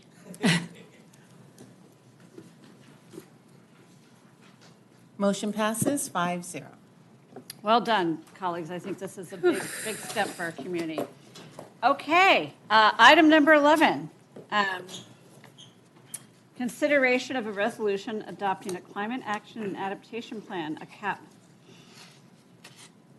Okay. Honorable Mayor and council members, at this time I would like to introduce our brand-new interim community development director, Michael Cadron, to then welcome Brittany. I'm sorry, I just gave him a fine, like, you have to be related, David. Oh, I am. That's my brother. Okay. Yeah. And so Henry would be your nephew? That's right. Oh, my gosh. Henry and my son grew up together. Like, that, there's such a family resemblance. Hi! Thank you. Okay, welcome. All right. Thank you, City Manager Mirzakanian, Mayor Howorth, and members of the council. I really appreciate the warm welcome. I do have roots in the community, and so being here and participating in this discussion tonight is, I feel like I'm at home. But what I really wanted to say is that, you know, I started at 1 p.m. today. But the issues that are on the agenda tonight are not unfamiliar to me at all. These are the issues that are being dealt with by communities across the state. And so, you know, it's housing and climate action, and those are challenges, and I just appreciate being part of the conversation and appreciate being here and the ability to continue to work with the city through those challenges. And tonight we have the Climate Action and Adaptation Plan in front of the City Council, and I would like to invite up Brittany Coker-Moan, who's the city's Environmental Programs Administrator, to give the presentation and share the recommendation. So, thank you very much. Thank you. Welcome. All right, thank you, and good evening again, Honorable Mayor, Mayor Pro Tem, members of the City Council. So as was stated to you, I'm here tonight to present to you the Climate Action and Adaptation Plan for your consideration. So to start, I just want to give a brief overview of tonight's presentation. I'll cover background as it relates to state-mandated greenhouse gas emissions reductions, as well as the city's own emissions reductions and climate action leading up to the development of this Climate Action and Adaptation Plan, as well as an overview of the plan itself, which establishes goals for the city to continue to be a leader in climate action and sustainability and sets a roadmap for the city to meet statewide goals. I'll discuss community engagement and outreach efforts that contributed to the development of the CAP, as well as implementation and monitoring of the city's progress toward the goals established in the CAP over the coming years, talk briefly about the CEQA exemption expected, and finally conclude with our staff recommendations. So to begin, I'd like to emphasize that the city has long been a leader in climate action and sustainability and has continued to live up to its mission of ensuring a healthy, sustainable, and resilient community. As climate science advances and we continue to see the impacts of climate change every year, we know that the city of Manhattan Beach, like other communities in Southern California and especially coastal communities, are likely to face economic, social, and environmental challenges related to climate change impacts. These include, just as a few brief examples, more extreme heat events, sea level rise, flooding, continued drought, worsening air quality due to both pollution and the increasing wildfires that we've seen in this region. Over the years, the state has taken steps to combat these climate impacts. Just to highlight a few of those, in 2005, the Executive Order S305 established a 2050 target for reducing statewide greenhouse gas emissions to 80% below 1990 levels. Then in 2016, the state passed Senate Bill 32, which requires California to reduce statewide greenhouse gas emissions to 40% below 1990 levels by 2030, moving up that timeline. To achieve this reduction, the California Air Resources Board and the State Office of Land Use and Climate Innovation recommend that local governments develop community-wide targets that are consistent with these statewide targets. The proposed Climate Action and Adaptation Plan being presented to you tonight demonstrates this commitment to meeting these statewide targets. Finally, in 2022, Assembly Bill 1279, also known as the California Climate Crisis Act, was signed into law, which requires California to achieve net zero greenhouse gas emissions as soon as possible, but no later than 2045, as well as statewide reduction in greenhouse gas emissions by 85% compared to 1990 levels, essentially moving up the timeline established in 2005 with the executive order to 85% by 2045 instead of 2050. So to summarize, state mandates lay out the following greenhouse gas reductions timeline: 40% reduction by 2030, an 85% reduction no later than 2045, as well as net zero emissions. Although there are state and regional programs that are being implemented to reduce greenhouse gas emissions, local action is also needed to ensure that these targets are met. The proposed Climate Action and Adaptation Plan sets two targets, a 2030 target and a 2045 target, for the city and outlines the strategies and actions that the city can take to reduce these greenhouse gas emissions and meet these state mandates. So a little bit about the city's background as well. In 2008, the city established an environmental task force to tackle priority environmental issues identified by the City Council. At the time, developing a climate action plan was a priority area, and one was developed for the city by the South Bay Cities Council of Governments, which was then adopted by City Council on April 20th, 2010. And this climate action plan set greenhouse gas reduction goals to be met by 2020, and we did meet those goals. In 2018, Council also directed staff to develop the city's own climate action and adaptation plan, as well as an approved environmental work plan at a dedicated environmental study session. Among the approved environmental work plan priorities, the city committed to creating a climate action and adaptation plan, as well as a climate resiliency program, which conducted an analysis of the city's vulnerabilities to climate change and sea level rise, and leading to the development of the Climate Action and Adaptation Plan. So this proposed Climate Action and Adaptation Plan being presented to you this evening is a comprehensive plan that's designed to achieve net zero greenhouse gas emissions by 2045 in line with the city's, to align the city's policies with statewide goals set by SB 32 and AB 1279, which I reviewed on previous slides. By implementing the Climate Action and Adaptation Plan, the city intends not only to align with these statewide targets, but also to better prepare for rising temperatures, sea level rise, and extended droughts and wildfire seasons. The Climate Action and Adaptation Plan is intended as a policy guiding document to provide direction for City Council on future decisions and projects to help the city reach its emissions reductions goals. In February of 2020, the city executed a contract with Environmental Science Associates to provide consultant services and analyses for the city's climate resiliency program, and this included the development of the Climate Action and Adaptation Plan.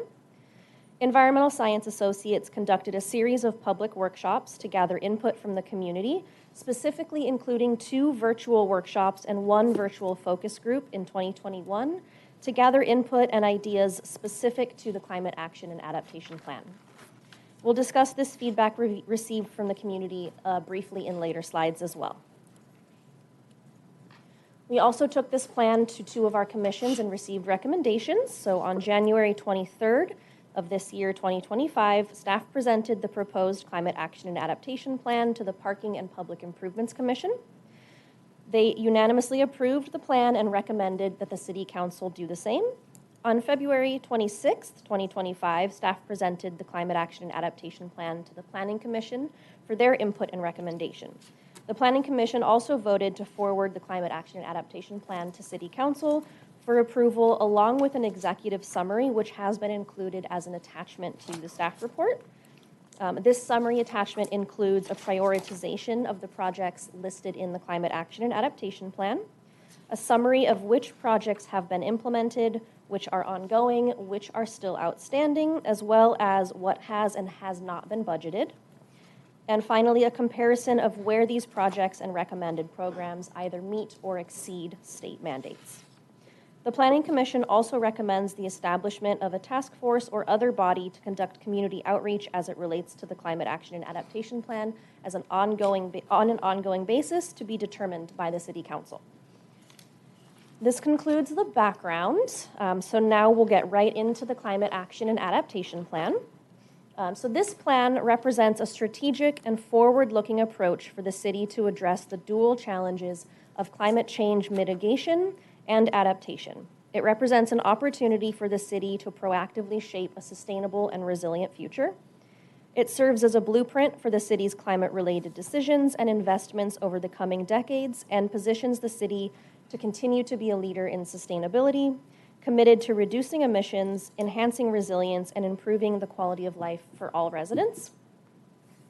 As previously mentioned, it is also intended as a policy guiding document to provide direction for City Council on future decisions. It includes recommended actions that can be taken to meet the city's greenhouse gas reductions goals. Any projects proposed in the CAP are suggestions at this stage and will return to the City Council for implementation in the future. The Climate Action and Adaptation Plan also identifies local co-benefits. Did I skip ahead too far? Sorry. The objectives in the CAP to guide the rest of the document include two main objectives: to reduce the city's community-wide greenhouse gas emissions and to increase the resilience of the community to the anticipated impacts of climate change. With those objectives in mind, the CAP also identifies local co-benefits, including improved air quality, cost savings for residents and local businesses, social equity, public health, and environmental stewardship for our community. At this point, I'd like to introduce a representative from Environmental Science Associates who's with me here tonight, Stephanie Cadena, and she'll dive further into the specific greenhouse gas reductions emissions goals that are set forth in the Climate Action and Adaptation Plan. Thank you. Welcome. Hi there, thank you. Thank you, Mayor and Council members, for having me today. I'm Brittany. My name is Stephanie, and I'm an urban planner with ESA. We also have my director with ESA. His name is Jeff Caton, and he's joining us virtually today.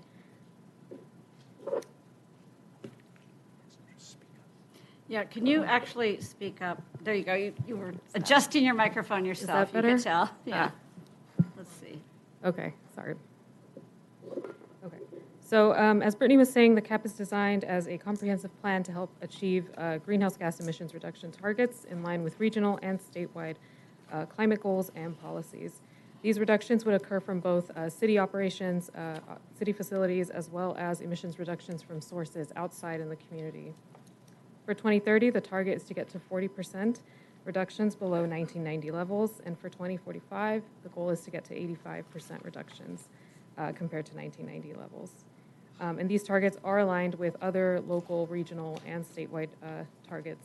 And to meet these, the Climate Action and Adaptation Plan outlines various strategies for clean energy, green building practices, zero-emission vehicles, and sustainability, sustainable mobility, water conservation, waste reductions, and nature-based solutions.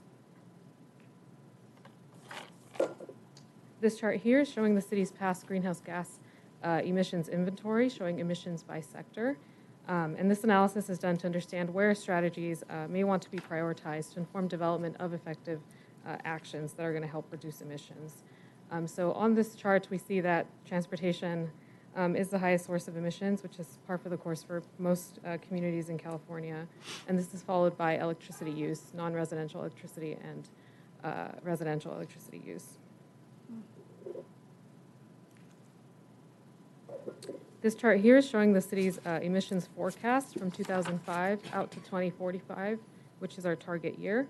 The various colors are reflecting the different sectors, similar to that previous pie chart. And we can see that from 2005 to 2020, which is the latest inventory year, there's been significant progress in emissions reductions, especially in the energy sector, and that's continuing forward as well. From the 2020 line, it's a little hard to see, but from 2020, you have three lines shooting to the right. The first is that top line, BAU forecast, or business as usual forecast. This line shows basically if we did nothing, this is where emissions you would expect to see. That second line, adjusted BAU forecast, adjusted business as usual, this is reflecting the state's actions for climate mitigation. So just looking at what the state is doing statewide, the policies that they're implementing, especially for energy and transportation, this is where we would expect to be. And then that third line that's trending downward, down to 2045, that shows that gap is where the local actions really matter to get you to your target for 2030, and then closer to your target for 2045. So additional actions are going to be needed to bridge that gap, and that's where the CAP actions will help to make that progress. The largest reductions we expect to see are in the energy sector, of course. The darkest red at the bottom and that brownish color show residential and non-residential energy, which will be at zero or near zero by 2030. For 2045, there are additional actions that are going to be needed statewide to reach that target, and that's not just in Manhattan Beach, that's statewide. There's a lot happening at the state and a lot of uncertainty, so more work needs to be done by the state to kind of set that path, and that's going to be beyond local jurisdictions at this point in time.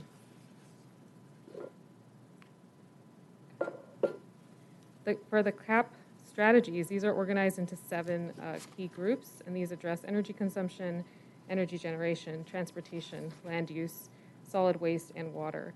And there are many measures that were considered for their potential for emissions reductions. In refining those measures, the best suited measures that were chosen for the CAP were primarily because of their community support, because of their capacity to reduce emissions, cost-benefit characteristics, alignment with regional and state policies, and additional considerations for implementation, including feasibility and funding opportunities. So for each measure within the CAP, there are performance goals, strategies, and specific actions to reduce emissions. And guidance for implementing, for monitoring, and for future updates is also provided in the CAP.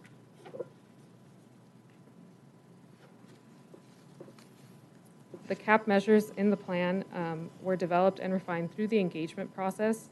That was really critical for including what those measures would be at the end. And this development included extensive engagement. It carried out through public workshops, through stakeholder meetings and consultations and surveys. And the CAP measures are reflecting those community priorities that we heard, largely around clean energy, around sustainable transportation, and green building and green practices.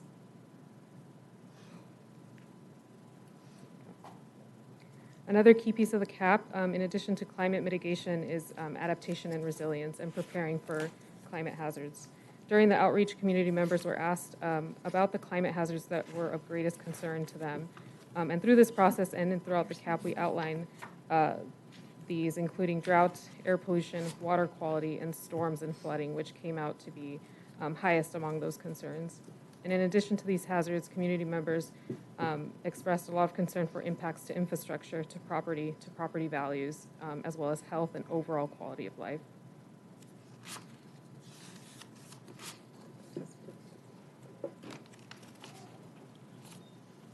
Thank you, Stephanie. So to wrap this up, of course, the implementation of this plan does require a robust framework, including an implementation schedule with a detailed timeline, categorized into short-term, medium-term, and long-term, as well as measures that are ongoing and will continue to go throughout the entirety until 2045 and beyond. These milestones will ensure that the city is on track to meeting our 2030 and 2045 goals, as well as actions that are ongoing. And these specifically do include community outreach and education efforts. The Climate Action and Adaptation Plan also includes the identification of potential funding opportunities, as Stephanie mentioned. This includes state and federal grants, public-private partnerships, as well as local resources. And of course, an important part of implementation is monitoring and tracking our progress. The Climate Action and Adaptation Plan outlines the use of key performance indicators to track progress with annual reports to the City Council and commissions. This here is just a preview. The full table is in the Climate Action and Adaptation Plan itself.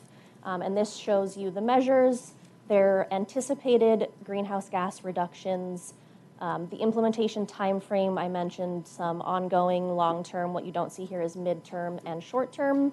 It also identifies responsible departments so that we are ensuring that we know who is responsible for handling these and where the work needs to be done, as well as the objectives. These objectives are outlines so that we know if we are on track to meeting these goals. The Climate Action and Adaptation Plan also includes targeted actions that support vulnerable populations, ensuring that our climate action benefits are distributed equitably. Measures include prioritizing investments in vulnerable neighborhoods, improving public health outcomes, and enhancing access to sustainable transportation options. Vulnerable populations include those that are more likely to experience the impacts of climate change and are less likely to recover as quickly from them. These include in Manhattan Beach seniors over 65, unemployed and underemployed, outdoor workers, and those facing housing burdens. The plan itself does discuss these vulnerable populations as well as specific neighborhoods in Manhattan Beach to much more detail. The CAP is also anticipated to qualify for a categorical exemption with CEQA. This plan is not considered a project in itself, as it outlines policies for future environmental protection without authorizing any specific project. So any projects that come out of this in the future will come back to the City Council for consideration. And they will all undergo separate CEQA reviews as needed to ensure their compliance and to ensure mitigation of potential environmental impacts. And so with that, staff recommends that the City Council adopt a resolution adopting the Climate Action and Adaptation Plan, as well as determining that the adoption of the Climate Action and Adaptation Plan is exempt from the California Environmental Quality Act, CEQA. Thank you. Great, thank you for that thorough explanation and creation of the plan.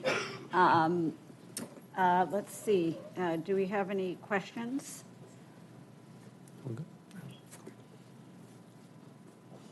Thank you for that presentation. I appreciate it. Mayor Pro Tem.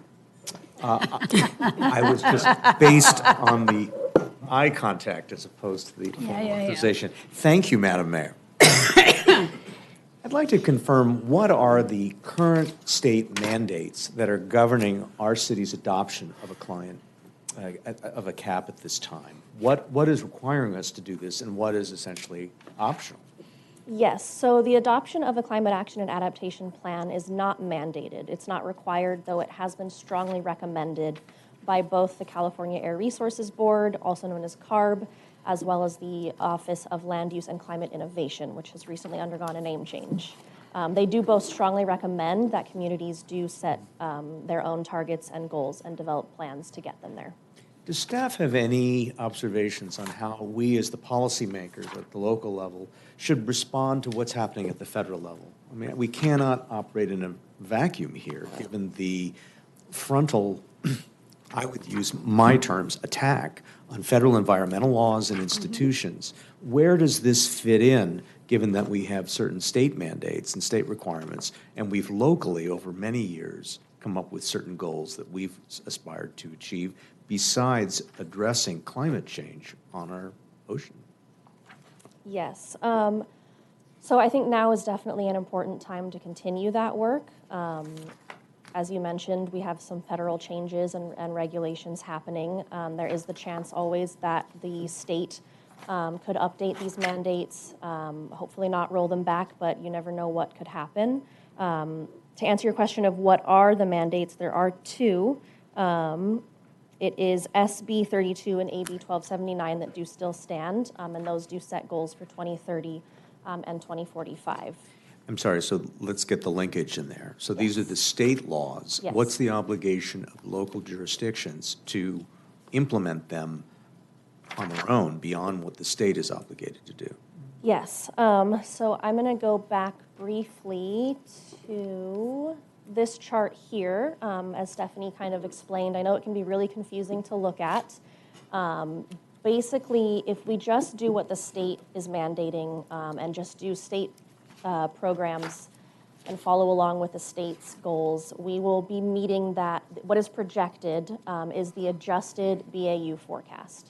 And so you can see without local action, that doesn't get us to the state goals. So while those state goals are set and the state has put forth some programs, we would hope that they will continue to put forth programs, but as of it, the way it stands now, local action from the cities and the communities themselves is needed in addition to the state programs. We can't just rely on the state to get us to these goals. Thank you. Okay, Councilmember Franklin. Thank you. Thanks for the presentation. Just staying on that slide, it shows in 2030, which is a mere 4.5 years away. Am I to understand that or that, where's residential natural gas? It's the yellow. Okay, the yellow. So we're going to have this drop from 2025 down to 2045. So basically, the use of natural gas is going to go down? That is what's projected. Again, this is based on the latest greenhouse gas emissions inventory that was conducted in 2020, going back to our inventories to 2005. So taking into account those downward trends that are already happening, that we're already seeing, as well as state legislature and state mandates, building codes and things updating as electric alternatives become more common, more advanced. The trends are that people are purchasing those more and choosing that more so over gas. So you can see there is still a decent chunk there in that yellow. It's not going to disappear completely the way you might see the electricity sections downgrading much more, and we have our enrollment in the Clean Power Alliance to really thank for those emissions dropping like that. But so again, these are just trends that have been forecasted. This is what we can expect to see based on our previous trends and the way purchasing habits are going, the way the state is going with their codes and their legislature as well. Okay, so EVs, electronic vehicles. There's been a big market shift, right, in terms of lower sales. There's a variety of reasons for that: lack of chargers, range anxiety, understanding the true environmental impact of EVs in terms of lithium batteries. Both the mining of lithium contributes to greenhouse gases. Also in terms of natural gas use in the state, close to 40% of our electricity is generated by natural gas. Is that correct? I don't know that percentage off the top of my head, but I know some of it is, yes. Okay. I've got a report here that shows it's been steady in terms of it's not dropping. So with all these uses of natural gas, isn't that going to make it more difficult to achieve? What is it? Is it zero emission that we're trying to achieve? And it's net zero. So what net zero means is that our emissions are balanced out with our efforts to sequester carbon. So it doesn't mean we're not emitting anything. It just means that they balance out at the end of the day. And so that's net zero. And I do believe our consultant, Jeff, on the line has an answer for you as well, if we can let him chime in. Sure. Would that be helpful? Yeah, can everyone hear me? Yep.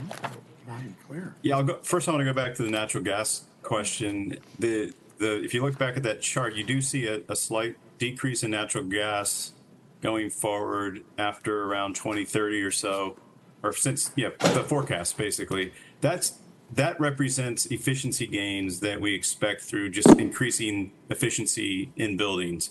There's no quantification of electrification or anything like that, like switching from natural gas to electric. That was essentially taken out of the cap. We didn't want to assume that was going to happen. So that really represents just a forecast, as Brittany said, based on trends in state building codes.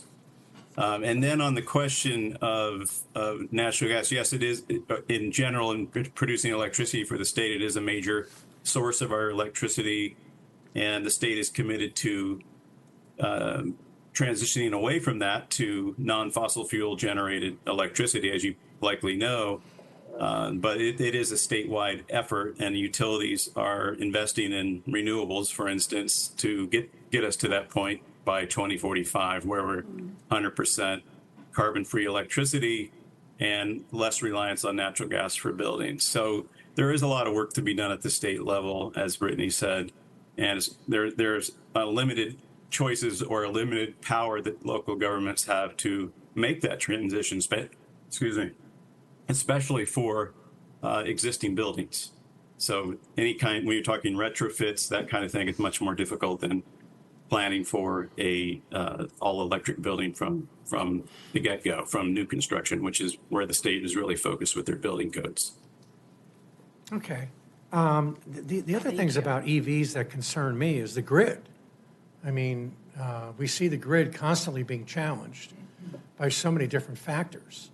And, I remember once, I think just about 2 years ago, I got a quote from a former CEO of Southern California Edison that said, adding a charging device to your home is like doubling the capacity or doubling the draw or doubling the use of electricity in a home and the grid. And he even admitted the grid wasn't ready for that. I mean, how are we going to get this grid? I mean, we're getting, our utilities are being sued because of these fires and things like that, and their grid is weak, and so how's that going to be remedied? Well, I'll just jump in again. The cap doesn't explain how that's going to be remedied. What it does is, especially in the near term for the next 4.5, 5 years, it assumes that the existing electric infrastructure in the city could support additional electric vehicles. I think at this point, I think it's in the climate action plan. The statistic is in there. I think it's 13% of vehicles in Manhattan Beach are electric at this point, and we made a goal of 25% by 2030 in the climate action plan. So that we see at the time we made that goal, which was probably about a year ago, it seemed like a reasonable projection based on current trends. We know things have shifted a little bit. There's less support for electric vehicles from the federal government, for instance. So getting more charging stations installed might be more challenging than we thought even a few months ago. But we still think that that's a reasonable forecast. In California, people are still buying electric vehicles, and it is one of the best ways to reduce greenhouse gas emissions. It's one of the most feasible ways, and there is a lot of market. The market has built up for electric vehicles. There's a lot of options for purchasing them, and there are a lot more places to charge than there were a few years ago. So that is a key measure in the climate action plan, and basically for the reason that you saw in that graph, that we need to address transportation emissions one way or another. They make up half of the city's emissions. Okay, but I remember somebody said, follow the fumes. So even though you may have an electric car in Manhattan Beach, there's natural gas being used to generate that electricity. We even have some coal that generates some of the state electricity. So there's still, greenhouse gases being emitted, even if it's being... Not in Manhattan Beach, though. Which, well... But this is our it's somewhere. climate. Yes, but this is our climate adaptation plan. You're not, I see what you're saying, but this is about locally. Okay, then someone else is going to be upwind of us and is going to be generating the power. Did I see EV charging stations to 600 by 2030? The V1 on the chart, expand EV charging infrastructure, is that for Manhattan Beach? Yes, so I believe that number is based on Manhattan Beach's population. It's the percentage of the state's goal compared to the statewide population. That's the percentage that Manhattan Beach would need to get to in accordance with our population to be in line with the state's goal. Okay, and we're going from where? How many do we have now? It's 117 is at the last count, for 2023 or 2024, there was 117 publicly accessible stations. Okay. No, there's that many. All right, so we need to, by a factor of 4, or whatever, my math is bad. Steve, can you help me? It's kind of late. Increase the charging stations. It's about Rookie. 4. Rookie. Yeah. And That was good. you would have to multiply that by 4 to get to 600, but keep in mind also that you're already at 13% of your vehicles being EVs, so you only have to double that. You're doing that with probably fewer charging stations than a state would assume you need to support that percentage of EVs. So you're well on your way to meeting the 25%, and that's the key metric. That's what's going to reduce your emissions. The electric vehicle charging stations are not going to reduce emissions. They're going to enable people to buy cars and charge them locally and make it easier to have them. How is our, we've switched over to charging for city-owned chargers. How is has usage increased, dropped, stayed the same? Do we know? I would defer that question to our Public Works Director, Director Lee. Only if it's readily known. Just...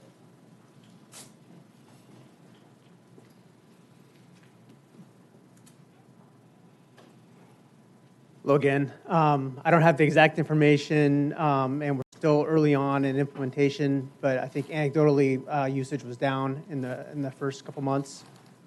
We can certainly get an update on where we're at in the near future. Okay, great. All right. Thank you. That's it. That's all I have All right right, now. thank you. Councilmember Charelian? Thank you. Brittany, good job. Michael, welcome. Thanks for kind of coming on board. I know Ryan's a lot happier. So just a couple of quick questions. The climate action plan, last time I remember we did it, and was what, 5 or 10 years ago, maybe? It was completed, I believe, in 2019. I'm drawing a 2010? blank now. So Yes, that's okay. 2010, and it had 2020 goals. Perfect. And then for that, I believe we had secured a really nice grant to help us develop those characteristics. And I know we're not talking about what's in the plan, those will come back to council, but I see under fiscal implications, there are no fiscal implications associated with this. When can we expect fiscal implications, and to what magnitude? And what's our plan to secure grants for that? Yes.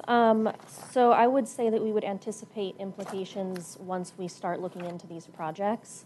A lot of the near-term and ongoing goals have to do with community outreach, education efforts, making sure that the community is aware of things that they have available at their hands, like rebates, incentives that are offered to them already.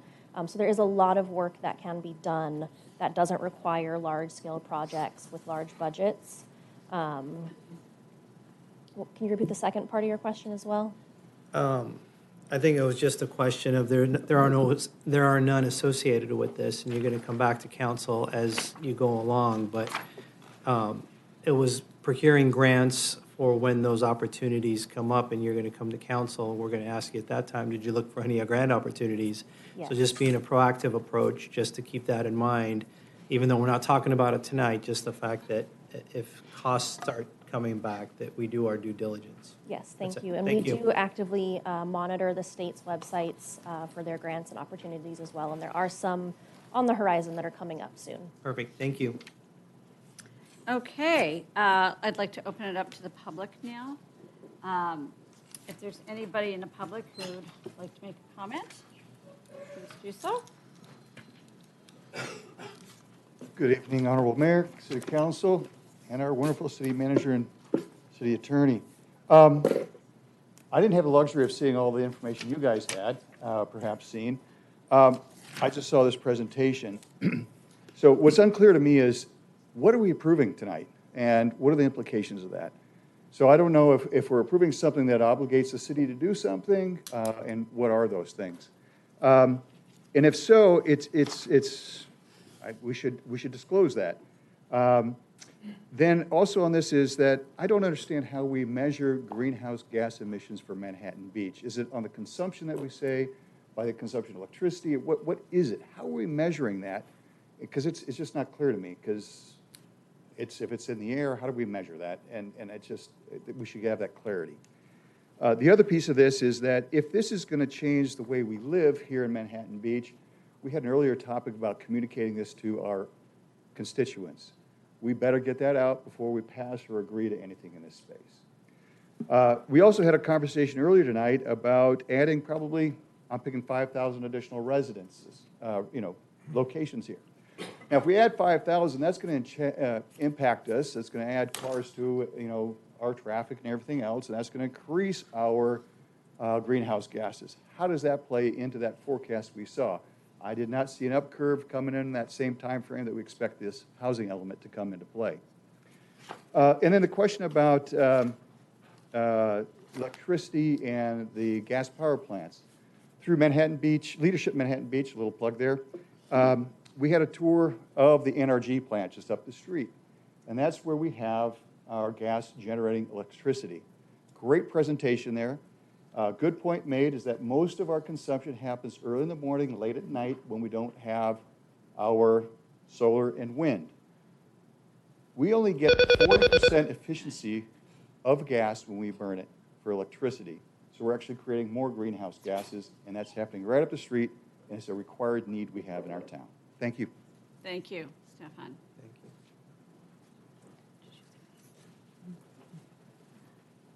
I mean, I'm going on vacation, so you won't see me for But you can zoom in. I hope you're taking I EV. won't have any phones. Nice. I happened to be at the Planning Commission when this was presented to them, and they struggled. They didn't know what they were approving because they asked, what's it going to cost? And they didn't have cost, and I didn't hear cost today from any of what we're going to be doing. I don't see any, and I agree with this gentleman 100%. I didn't see any action plans of what we're going to be looking to try to achieve. I would raise the same issue he did. We're going to have such an increase in people coming into our area with the building that the state is now mandating down to us. Now the state is also mandating that now we have to lower these standards, which is at odds with what they've already approved.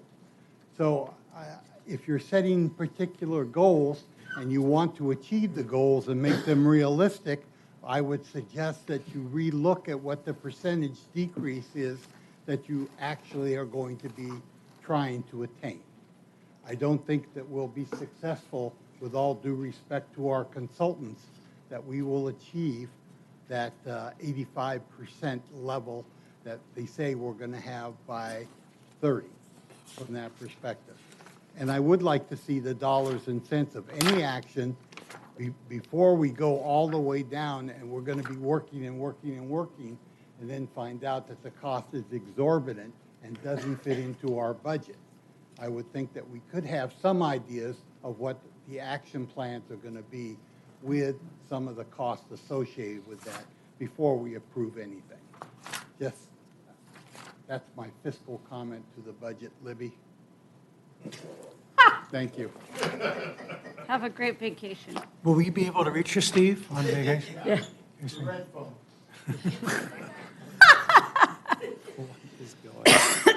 Excuse me. Good evening, Mayor and City Council members and staff. I'm Lisa Ryder, and I manage the Green Business Program for the city, which is part of the waste management contract, and part of that, and it's also paid with grants from the state. And thank you, Brittany, for all your hard work on the cap. I just wanted to just mention, well, first of all, encourage that you guys actually do vote for this to adopt the cap plan. And just also mention some ancient history here, because I've been around that long here. Manhattan Beach has been, as you guys know, a longtime leader on environmental initiatives, going way back to the early 90s, when actually I worked for the city in the public works, starting the recycling program and the composting program. And back with Neil Miller was the director, the public works director. And actually they were the first programs, probably one of the first or second in all of LA County. So Manhattan Beach has a very long history of being the leader, and all the other cities really look to Manhattan Beach as a leader, and hopefully, they have someone to look up to, and I live in Hermosa, so that's why I always say, hey, we look to Manhattan Beach. We can always do what they're doing and make Hermosa's like Manhattan Beach. And anyway, just that's all I really want to say was just thank you. And also the goal of the Green Business Program really is to help the city with their climate action plan and to reduce greenhouse gases. So that really is one of the key goals of the program. So anyhow, just want to put a plug in for that. And thank you for being leaders in this. Thank you, Lisa. More public comments? No, sir, if you did talk in regular, I'm so sorry. On this subject? He did. He talked on this subject. He said, please, please approve the climate. Yes. Okay, come on down. Say it. I'll judge you. I'll judge you, and if it's great. I'll be less than 2 minutes. Hi again. Something that I want to bring up for consideration for my lovely neighbors and fellow citizens is that a lot of the impacts from growth, from new development, from additional people in our community that we that are potentially negative are mitigated by some of these climate actions, right? When we imagine a city that is growing by however much percent with new developments, and we imagine all these new people coming, I like people, I'm sure you do too. It's not the people or their bodies per se that are disagreeable. It's waste management, and it's traffic, and it's noise, and a lot of these other things. So when I read the cap, it's not just about natural gas generation. It's about micromobility. It's about electric bikes. It's about installing infrastructure for charging vehicles, vehicles that, if trends continue, will be purchased by individual consumers through their own choice and voting with their own dollars for the types of vehicles that they want to buy. And I think it's a very, very smart thing for this community to keep leading on climate action and goals, also with full acknowledgement that any costs will be brought before the City Council in the future, and if they are not sensible, I would expect they would be denied. That's all. Thank you. Thank you. That was good. That was pretty good. Sorry. Thank you for indulging my humor or lack of there. It's late for, not late, but anyway. Are there other public comments on this topic? Okay, on Zoom? No request on Zoom. Okay, I'm closing public comments and going to my VoteCast. And, okay, Councilmember Lesser. I first have questions following the public comment, and then I have my own comments. And I just wanted to confirm, either maybe perhaps Brittany? I think it's a legitimate question to ask. What is it that we're agreeing to? My understanding is we're agreeing to an overall policy. And with regard to specific expenditures and projects, that'll come later, but we're not obligated to approve a whole number of fiscally significant projects, correct? Correct. So that's one of the reasons why you don't see costs in the plan. Even the strategies and the goals and the measures set forth in the plan are merely recommendations to serve to guide you and the city council members when you're making future decisions, to keep these kinds of things in mind, and to use this to guide those decisions to make sure that we're making sustainable and environmentally progressive decisions with our future decisions. There was a question about how this is measurable. Can you address that in general terms? Yes. Yeah, go ahead. So the science behind greenhouse gas emissions inventories is very complex. If Jeff is still available, I would love to defer to him to give you a better description of that. Perhaps just brief. Brief, Happy but to yes, do so. please. Happy to do so. So there was a question about, are we measuring consumption? That is not the case. We're not measuring the greenhouse gas emissions associated with the hamburgers that you're eating. It's all about the activity that's happening within the city's borders, in addition to some things like waste decomposing in a landfill somewhere. That would be attributable to the city's residents. But the rest of it is the fossil fuels that are burned within the city, the electricity that's used, that there's emissions occurring elsewhere. We call that indirect emissions, but those are counted. It's all about the activities that are happening in the city that have emissions associated with them, not consumption. Next, there was a question about the impact of greater density on our energy use, roughly. Any general comment on that, on how the climate action plan? Yeah, I can answer that as well. The forecast, that top line number that was increasing, that was based on your general plan growth projections. So growth is taken into account. So if the housing element is consistent with the general plan, then that would have been considered in that forecast. And finally, I guess one of the assumptions in the execution is that we remain at the Clean Power Alliance's 100% green power rate. Can you explain that, and how are we able to benefit and offset our greenhouse gas emissions by sticking to that rate? Yes, absolutely. So one of the measures is to recommend that we remain on the 100% level of the Clean Power Alliance. So for anyone here who is not aware of that, quite a few years ago, the city voted to default enrollment of the Clean Power Alliance, who procures energy on behalf of residents and then uses SoCal Edison's grid to deliver that energy. So the city has voted to procure 100% all renewable sources. Of course, everyone has the option to opt down, which is why the recommendation in the Climate Action and Adaptation Plan is to remain at 100%. And basically, that's one of the reasons you see a pretty significant drop in the projections on that graph that was up is because our emissions from our energy procurement have drastically reduced because we've gone up to 100%, whereas I believe the general SoCal Edison procurement of energy is about 37 to 40% renewables. Thank you. Now for my comments. My comments start with the following. We're living in a period where our environmental laws and institutions are under attack. But the underlying conditions in science is not going to change. We are living in a period of climate change. One can argue about why, we can argue about whether the laws have gone too far, but the reality is this issue is not going away. Our vulnerability to sea level rise as a coastal community and a community that lives in an area that was once desert is subject to small little increases in our climate and changes in our climate in a huge way. This area has only really been highly developed for about 150 years. If you look at the older photographs, it's all sand dunes. There are going to be impacts of the climate change, whatever its cause, and we need to be prepared. And that is why I have been proud to be part of the environmental legacy of our community, along with the mayor, having served on the Environmental Task Force, because we want to be prepared. Our residents want us to be prepared. We have an obligation to our community to take the lead and be prepared. So I am happy to support this project, the policy initiatives, because we have to move forward. We have to have at least a policy objective and then evaluate these individual proposals on how we achieve it going forward. Thank you.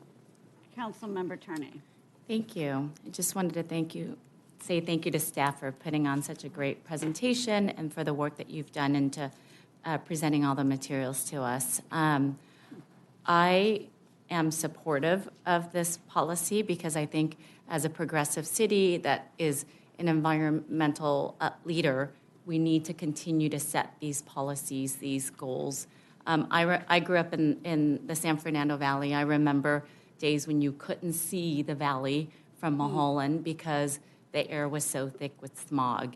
That required an adoption of policies and changes to our gasoline standards that affected everybody, but because everybody was opted in, we were able to get those achievements. So I think this is great. After witnessing what has happened in the Palisades and at the Eaton Fire, we know that we're going to face catastrophic changes in our environment. And so doing what we can is imperative. So for that reason, I will be supporting. Thank you. Councilmember Franklin. Yes, thank you. Yes, and thank you, staff, for the report and welcome. Bottom line, I am going to support it because there's no cost. We're not buying 427 charging stations. I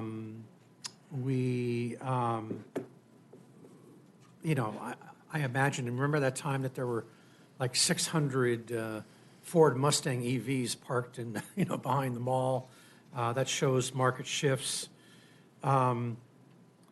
We're a wealthy city, but I also keep hearing and have heard in the past for the common good.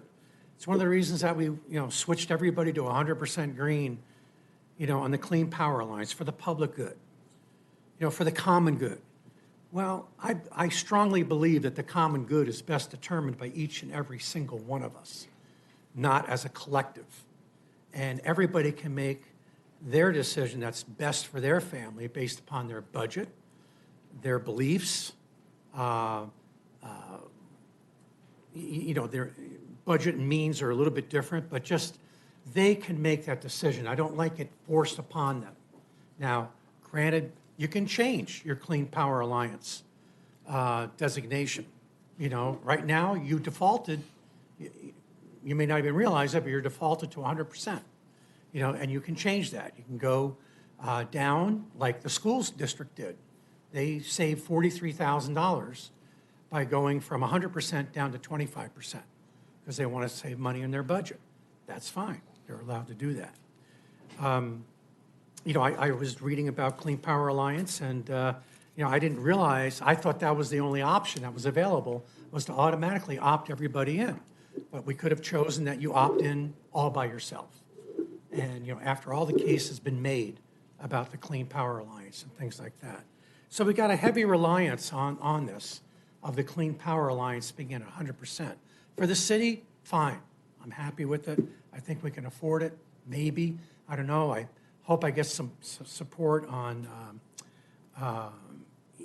doing a study, because budget impacts everybody and every entity.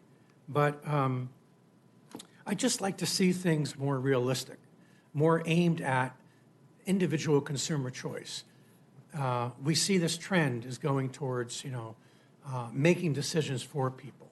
I think every resident of Manhattan Beach has the right to make their own decision, but more importantly, I think they have the ability. They know how, they know this stuff. They read up on it, and they can make the best decision, moving forward. Thank you. Thank you. Well, I have made a motion to adopt Resolution 25-0034, adopting a climate action and adaptation plan, and it's been seconded by Councilmember Lesser, whom I know you have a few more comments. Appreciate your comments, Councilmember Franklin, and those of my colleagues. Back when I was on the school board, I was on the first environmental task force, and I think Lisa Ryder-Moore, I think you were on the very first environmental task force as well. Portia Cohen really kind of led the way as a council member, getting the city kind of looking towards the environment. And it's gone through many different phases. I guess I'm old now. Where it was, environmental risks, environmental hazards, climate change, climate impacts, to now it's like mitigation. For me, it's about mitigating, the impacts of climate change. And this report, it's one of those that I've highlighted in here with some Post-it notes. I'm going to take out of my binder and keep it at home, because it is so. It's full of information, just the one graph that we kept referring to, but it talks about our individual neighborhoods. It talks about which neighborhoods get the most air pollution because of wind patterns and where industry is located. A lot of fascinating information, science-based information, and I think it is part of public health. It is part of our role to look out for our residents and do what we can do to make our community as resilient as possible, whether it's the dune, restoration project that we received a grant for when we did that years ago, right?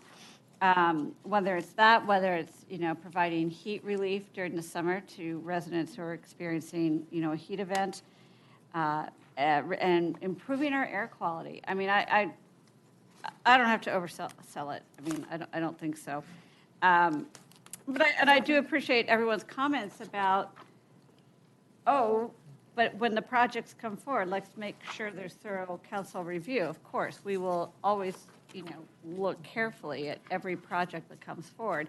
And if there's hopefully there'll be a granting source, or if, we will look very closely at any fiscal impacts. But this is a policy document that I am very proud of, and thanks, staff did a remarkable, wonderful job, and I'm very proud to support.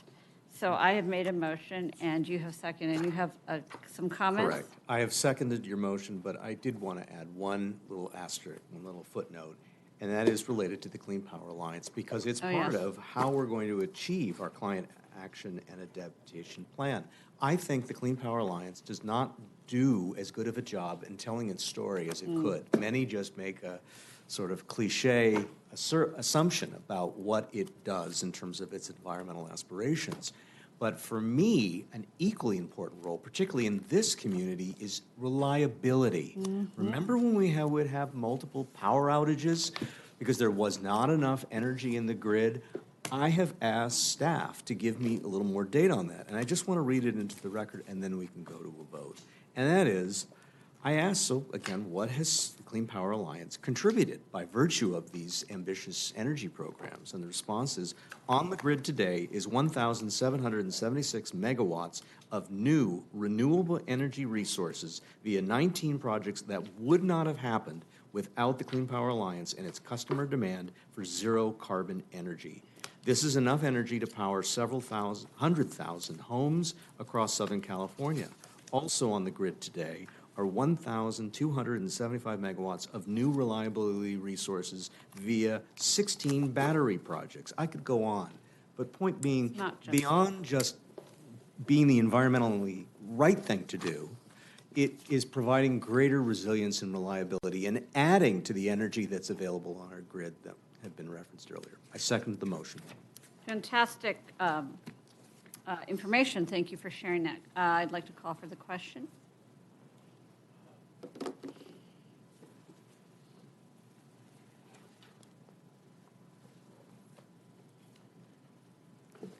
Motion passes 5-0. Look at all that green for the... For the green.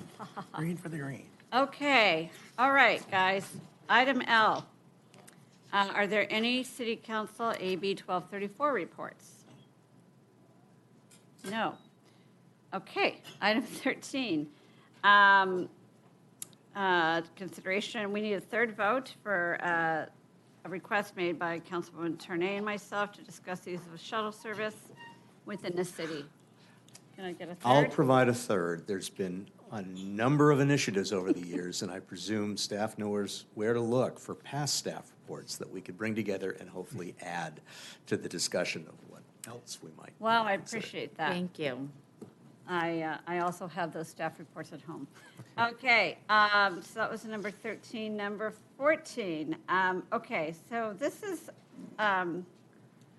Councilmember Tarnay, would you like to lead on this? Or we just need 3 votes on it? I'll do the third. Okay, thank you, Councilmember Charelian. In light of the information that's been brought up tonight by John Warner of the Marine Mammal Center, I really appreciate it. Also, just want to reiterate to anybody who's still watching, because we are clearly the greatest thing on TV, stay away from any sea animals that have come to shore. If you can't call 1-800-39-WHALE, call the police dispatch, stay away. They're dangerous and they're sick. Okay, 15, consideration, we need a third vote for consideration of request by Councilmember Franklin and Charelian to discuss electrical cost study at city facilities. We need a third vote for that. Okay. Not at this time, just because of what staff is having to address in Public Works, and not now. I think staff is plenty burdened as now they now are.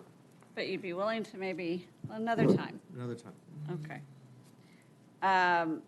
So item 16, this was you and my request. We need a third. Oh, yes, yeah. Third vote. I'll third that. Okay, so we have a third for that. Terrific. Thank you. Okay. Okay, M, are there any other future agenda items? Councilmember Lesser. I have 2. Wait, well, that was because I hit my microphone, not because you had 2 future. Okay, continue. My first issue concerns our Manhattan Beach Library surplus with the county, with regard to what are called set-aside funds. The prior council had appointed a former council member to be the liaison, former council member Napolitano. There are upcoming discussions with the county, our partners, and I was going to propose on a future agenda a discussion either of a successor liaison or setting up a subcommittee so 2 council members can participate. I will second that. And I know you've been on a county committee with the Correct. library for, decades. Correct. I'm a county library As commissioner. long as I've been coloring my hair. Okay, great. You had a second one?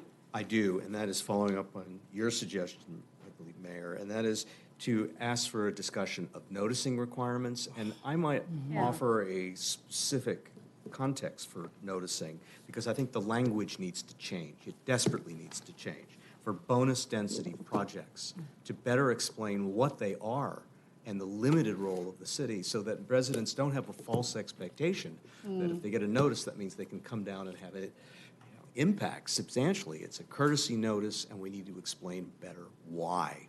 I'll second that. Yeah, great. Any other future? Oh, I was about to give my first future item as a council member, but Councilmember Pro Tem Lesser took my thunder. But okay. if I may, can we broaden that item to look at what kind of communication we're putting Yes. out there?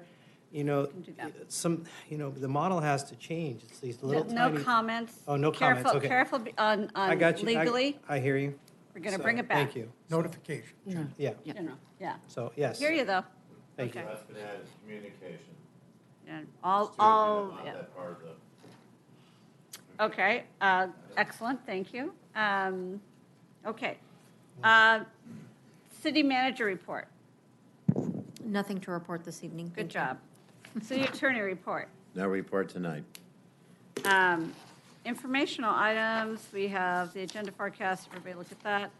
Closed session. All right, folks. I want to thank my colleagues. Obviously, it's our job, but there was a lot that we needed to hear tonight and a lot of frustration and anger in the community, and I just want to commend everybody for all your hard work. And may I observe, Madam Mayor, before you close this out, that our interim community development director is still here after this first meeting of, He hasn't run. I can't wait to talk to you about, I just want to say, we're going to adjourn the meeting, but we had our bond counsel, Kevin Savali, here. We had this guy. Their sons were in my son's first grade class, taught by Kevin Savali's wife. All right. We are adjourned to a closed session on Monday, April 14th at 4 p.m. And if I can find my gavel, I'm going to bang it.